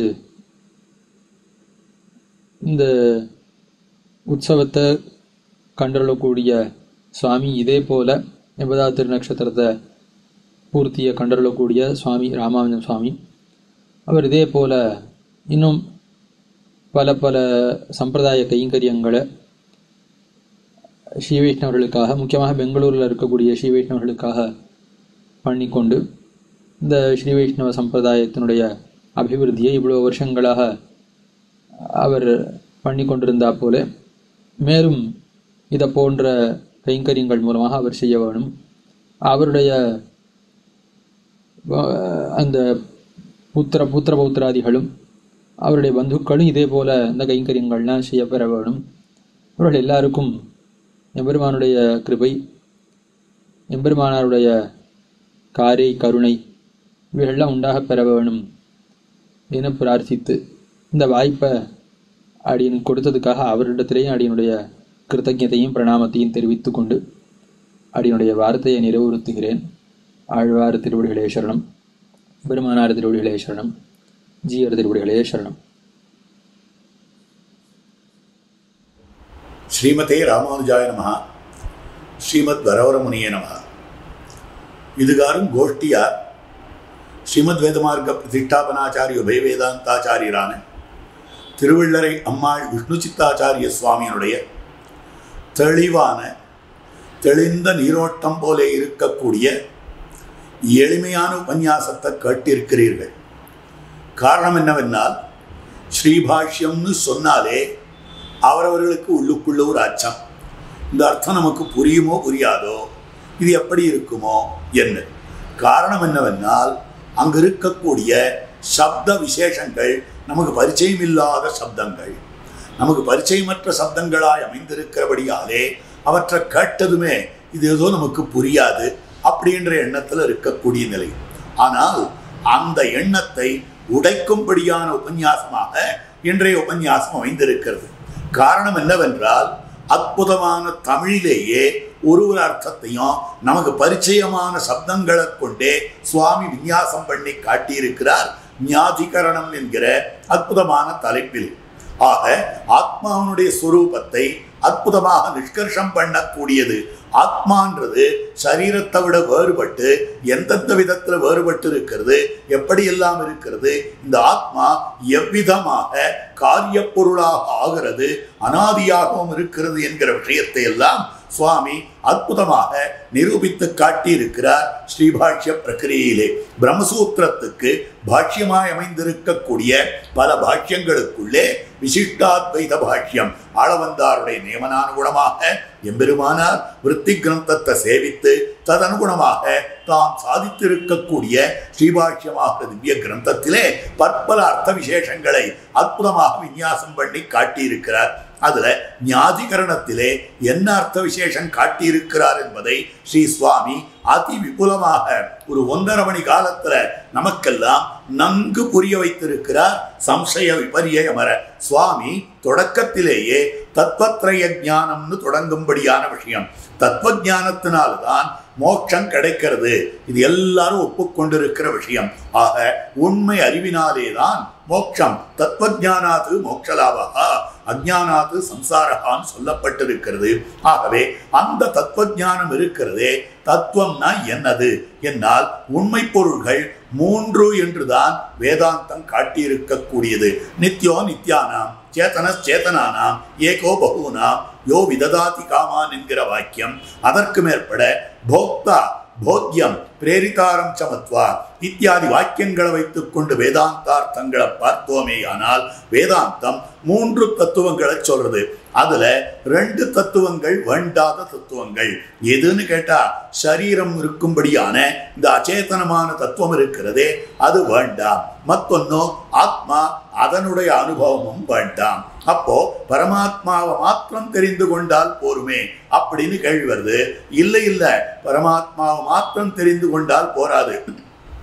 அச்சேதனத்தினுடைய ஸ்வரூபம் என்ன, ஸ்வபாவம் என்ன, சேத்தனத்தினுடைய ஸ்வரூபம் என்ன, ஸ்வபாவம் என்ன, இவற்றை எல்லாம் தெரிந்து கொண்டால்தான் இவற்றில் உள்ள தோஷமானது நெஞ்சிலே பட பகவத் விஷயத்திலே முழுவதுமாக ஈடுபட முடியும் என்பதை சுவாமி விபுலமாக காட்டி கொடுத்திருக்கக்கூடிய விஷயம். இதுல இந்த ஞாதிகரணத்திலே தெரிவிக்கப்பட்டிருக்கக்கூடிய அற்புதமான விஷயம், இந்திரியம் பிராணங்கள் இவையெல்லாம் இப்படி மற்றொன்றுடைய விகாரமாக ஆகிக்கொண்டு வருகின்றன. அதே போல ஆத்மாவுக்கு விகாரம் உண்டா என்று கேள்வி வருது. கீழே அதாவது 2வது அத்தியாயத்தில் அமைந்திருக்கக்கூடியதான விலட்சணமான 3வது பாதம் வியற்பாதம்னு பேரு. அதுல முதல் அதிகரணமாக வியததிகரணம், அடுத்த அதிகரணமாக தேஜோதிகரணம், அதற்கடுத்த அதிகரணமாக ஆத்மாதிகரணம் என்கிற 3 அதிகரணங்கள் இந்த ஞாதிகரணத்துக்கு முன்பாக அமைந்திருக்கக்கூடியவை என்ன அமைந்திருக்கிறது. அதுல ஆகாசம் உற்பத்தியாவது கிடையாது அப்படின்றதுக்கு சில ஏதோ வாதங்களை எடுத்த பூர்வபக்ஷியானவர் எடுக்கிறார். அவருக்கு இப்படி சொல்றதுல என்ன ஆசைன்னா, பிரம்மம் ஜெகத்காரணம்னு வேதவியாசருடைய கொள்கை. அந்த கொள்கையை மறுக்கணும். பிரம்மத்தினுடைய காரணத்துவத்தை சர்வ காரணம் பிரம்மம் என்கிற கொள்கையை மறுக்க வேண்டும் என்றால் பிரம்மத்துக்கு காரியமாகாத வஸ்துவும் இருக்கிறது அப்படின்னு சொல்லணும். அதுக்குன்னு எங்கெங்கேயோ தேடி தேடி தேடி பார்த்தார் அவர். அப்ப பார்க்கிற போது ஆகாசத்துக்கு அனாதின்ற சப்தம் வரும்படியான சில வாக்கியங்கள் அவருக்கு கிடைச்சிருக்கு. அந்த வாக்கியங்களை வைத்துக் கொண்டு ஆகாசமானது அனாதி, அதற்கு காரியத்துவம் கிடையாது, அது என்னென்னைக்கு இருக்கக்கூடியது. ஆகவே ஆகாசத்தை ஒழிந்த பிரம்மம் காரணம்னு சொல்லும்படியான நிலையாக சர்வ காரணத்துவத்தை அழிக்கணும்னு பூர்வபட்சி பார்க்கிறார். அந்த சமயத்துல ஆகாசமும் கூட எப்படி அமைந்திருக்கிறதுனா, காரண வஸ்துவே காரிய வஸ்துவே ஒழிய அந்த காரண வஸ்துவாகவோ அனாதி வஸ்துவாகவோ சொல்ல முடியாது என்பதை பலபடியாக வியத அதிகரணத்திலே அற்புதமாக நிரூபித்து காட்டியிருக்கக்கூடிய விஷயம். அதற்கு அடுத்தபடியாக மேற்கொண்டு சொல்லும்படியான விஷயத்துல இல்ல, தேஜஸ் இருக்கு, அப்பு இருக்கு, வாயு இருக்கு, இத்தியாதியான விஷயங்கள் எல்லாம் அமைந்திருக்கின்றன. இதுக்கெல்லாம் எது காரணம்னா ஆகாஷாத் வாயு, வாயோர் அக்னி, அக்னேராபா என்ன ஆகாசத்திலிருந்து வாயு, வாயுவிலிருந்து அக்னி, அக்னியிலிருந்து அப்பு இப்படின்னு சொல்லப்பட்டிருக்கிறபடியாலே தேஜஸ் முதலான பதார்த்தங்கள் அத்தனையுமே அதுக்கு முன்பூதத்திலிருந்து வந்ததே ஒழிய அதுக்கெல்லாம் பிரம்மம் காரணமில்லை அப்படின்னு ஒரு ஆட்சேபம் பண்ண ஆரம்பிச்சான். ஏன்னா பிரம்ம காரணத்துவத்தை எப்படியாவது அழிக்கணும்னு அந்த பூர்வபட்சிக்கு ஆசை. அப்போ அப்படி சொன்ன போது தெரிவித்திருக்கிற வார்த்தை இல்லை இல்லை, பிரம்மம் ஒன்னொன்னுக்கும் அந்தர்யாமியா இருந்து கொண்டு பிரம்ம சரீரகமா இருக்கக்கூடிய ஆகாசம் காரணம், பிரம்ம சரீரகமா இருக்கக்கூடிய தேஜஸ் காரணம், பிரம்ம சரீரகமா இருக்கக்கூடிய வாயு காரணம். இப்படித்தான் இதனை கொள்ள வேண்டுமே ஒழிய நேரே இவற்றுக்கெல்லாம் காரணம் என்பது கிடையாது. பிரம்மத்தை பரம்பரையா காரணம் என்று சொல்லலாகாது, சாட்சாத் காரணம் என்னே சொல்ல வேண்டும் என்று நிரூபித்து காட்டியிருக்கக்கூடிய விஷயம். அப்போ சர்வ காரணம் பிரம்மம்னு சொன்னால் ஆத்மாவுக்கும் பிரம்மம் காரணம். அப்படின்னா ஆகாசமானது இதனுடைய விகாரம் ஆக அவ்யக்தம் மகான் அகங்காரம் ஆகாசம் அப்படின்னு சொல்றாங்களே, அப்போ அந்த மகத்தத்துவத்திலிருந்து வந்தது ஆகாசம்னு சொல்லி இருக்கும்படியான விஷயம்னா விகாரம் உடையதாக அமைந்திருக்கக்கூடியது. அதே மாதிரியாக ஆத்மாவும் பிரம்மத்துக்கு காரியம்னு சொன்னால் பிரம்மத்தை காரணமாக சொல்லி பிரம்மத்துக்கு காரியம் எப்படி ஆகாசத்துக்கு காரியத்துவத்தை சொல்லுகிறோமோ அதே போல பிரம்மத்துக்கு காரியத்துவம், அதாவது இந்த பிரம்மத்துக்கு காரணத்துவத்தை சொல்லி ஆத்மாவுக்கு காரியத்துவத்தை சொல்ல வேண்டும் என்னால் இந்த ஆத்மா இருக்கிறதே அது எப்படிப்பட்டதுன்னா மாறுபடக்கூடியது, அது அனாதியாக கொள்ள முடியாது அப்படின்னு சொல்லும்படியான விஷயம் வருது. இல்லை இல்லை, ஆத்மாவானது தான் காரியமாக இருக்கிறதுனா அது என்ன காரணம்னா ஒன்னொன்னுக்கும் ரெண்டு விதமாக காரியத்துவத்தை சொல்லலாம். ஒன்னும் ஸ்வபாவத்தாலே மாறுபட்டிருந்தாலும் அது காரியம், சொரூபத்தாலே மாறுபட்டிருந்தாலும் காரியம். அச்சேதனங்கள் எல்லாம் சொரூபத்தாலே மாறுபட்டு கொண்டிருக்கின்றன. ஆனால் ஆத்மாக்கள் சொரூபம் ஒருபடிப்பட்டதாக அனாதி காலமாக என்னென்னும் இருக்கக்கூடியவையாய் அமைந்திருக்கின்றன. ஆனால் ஆத்மாக்களுடைய ஞானம் சங்கோச்சமாயிருக்கிறது, ஞானம் விகாசம் அடைகிறது. ஆக ஞான சங்கோச்ச விகாசத்துக்கு அனுகுணமாகத்தான் இதனுடைய காரியத்துவம் சொல்லப்படுகிறதே ஒழிய ஆக சூக்ஷ்மமாக, அதாவது ஞானம் மிக மிக குறைந்திருக்கக்கூடிய நிலையில இந்த ஆத்மாவானது இல்லாமல் இருக்கிறா போல இருக்கிறது. ஒரு சரீரத்துக்குள்ளே இருந்த சரீரத்தில் இந்திரியங்களுடைய ஒரு சேர்த்தியினாலே இந்த ஆத்மாவுக்கு ஞான பிரசாரம் ஏற்படுகிறது. அதனால இதை வைத்துக் கொண்டு ஸ்வபாவ அந்யதாபாவம், சொரூப அந்யதாபாவம் என்பது அச்சேதனத்துக்கு, ஸ்வபாவ அந்யதாபாவம் என்பது இந்த ஆத்மாக்களுக்கு என்ன இப்படி சொல்லி ஆத்மாதிகரணத்துல நிரூபித்து காட்டினார். உடனே 2 பேர் வலிதாக, 3 பேர் ஒரு கூட்டு சேர்ந்துடா, இன்னொருத்தர் தனியா இருந்தார். ஈவா 4 பேரும் சேர்ந்து வேதவியாசருடைய பட்சத்தை தப்புன்னு சொல்லணும்னு ஆரம்பிச்சா. அவதான் சாங்கியன், பௌத்தன், அத்வைதிகள். இவாள்லாம் என்ன சொல்ல ஆரம்பிச்சான்னா ஆத்மான்னு சொல்ற, ஆத்மாவனுடைய ஸ்வபாவ விகாரம்னு சொல்ற, ஞான சங்கோச்ச விகாசம்னு சொல்றீர். அப்போ ஆத்மாவானது எப்படிப்பட்டதுன்னாக்கா ஞானமாயிருக்கிறதே ஒழிய அதுக்கு ஞானம் கிடையாது. ஆத்மாவை ஞானம்னு நாங்கள் ஒப்புக்கொள்ளுகிறோம், ஆனால் ஆத்மாவை ஞானின்னு ஒப்புக்கொள்ள முடியாது அப்படின்னு அவாட்சேபம் பண்ண ஆரம்பிச்சார். அதே வைசேஷிகர்களாக இருக்கக்கூடியவர்கள், காணாதவர்கள், கணாத மதத்தை சேர்ந்தவர்களாக இருக்கக்கூடியவர்கள், அவர்கள் தெரிவித்திருக்கக்கூடிய வார்த்தை இல்லை இல்லை, இந்த ஆத்மா என்பது எங்கும் பறந்திருக்கக்கூடிய தத்துவம். எங்கும் பறந்திருக்கக்கூடிய தத்துவமான இந்த ஆத்மா இருக்கிறதே இது பாஷாண கல்பமாக அமைந்திருக்கிறது. இதுக்கு ஞானம் அவ்வப்பொழுது ஒரு சரீரத்தில் இருக்கிற போது வர்றது, உடனே போயிடுறது. ஆத்மாவுக்கு ஞானம் தன்னை அதை விட்டு பிரிக்க முடியாததான ஒரு சுபாவம்னு சொல்லவே முடியாது. ஆத்மாவுக்கு ஞானம் வந்தேரியாய் அமைந்திருக்கிறது. ஆத்மான்றது எப்படி அமைந்திருக்கிறதுனா பாஷாண கல்பம், கல்லப்போல இருக்கிறது. ஆக முன்னால சொல்லப்பட்ட மூவரும் சொன்னார்கள் ஆத்மா ஞானம் மட்டுமே, அதுக்கு ஞானம் இல்லைன்னு சொன்னார்கள். மற்றொருத்தர் சொன்னார் ஆத்மாவுக்கு ஞானம் உண்டு, அதுவும் காதாச்சித்கம். ஆனால் ஆத்மான்ற தத்துவன்றது பாஷாண கல்பமாக ஞானமே இல்லாததாக, அதாவது ஞானமாக இல்லாததாக இருக்கிறதுன்னு அந்த ரெண்டு பட்சத்தையும் நிராசம் பண்ணி வேதவியாசாச்சாரியர் இந்த ஞாதிகரணத்திலே அற்புதமாக 14 சூத்திரங்களை கொண்டு அபாரமாக விவரித்து காட்டியிருக்கிறார். விலட்சணமாக பற்பல வேதாந்த வாக்கியங்களை எடுத்துக்கொண்டு ஆத்மா அமைந்திருக்கிறதே அது ஞானமாகவும் இருக்கிறது, ஞானத்தை உடையவனாகவும் இருக்கிறது. ஆகவே ஆத்மா ஞானம், ஆத்மா ஞாதா. இப்போ ஆத்மாவுக்கு இருக்கக்கூடிய ஞானம் என்ன அப்படின்னு சொன்னா அது பிரபையை போலே சுவாமி அற்புதமாக காட்டினார். அந்த விஷயங்களை எல்லாம் பிரபையையும் பிரபாவானையும் போலே. ஒளியுள்ள சூரியன் இருக்கிறான், சூரியனுடைய ஒளி இருக்கிறது. ஒளியுள்ள சந்திரன் இருக்கிறான், சந்திரனுடைய ஒளி இருக்கிறது. ஒளி இருக்கக்கூடிய ரத்னம் இருக்கிறது, அந்த ரத்னத்துக்கு ஒளி உள்ளது. அதிலிருந்து பிரசரிக்கும்படியான ஒளி, அதுலதான் அபாரமான பல அர்த்த விசேஷங்களை காட்டியிருக்கிறார். ஞானம்ன்றது எப்படிப்பட்டது? அது ஸ்வயம் பிரகாசமாய் அமைந்திருக்கக்கூடியது. அது அற்புதமாக விவரித்து காட்டியிருக்கிறார். ஒண்ணுமில்லை, பல வஸ்துக்கள் அமைந்திருக்கின்றன.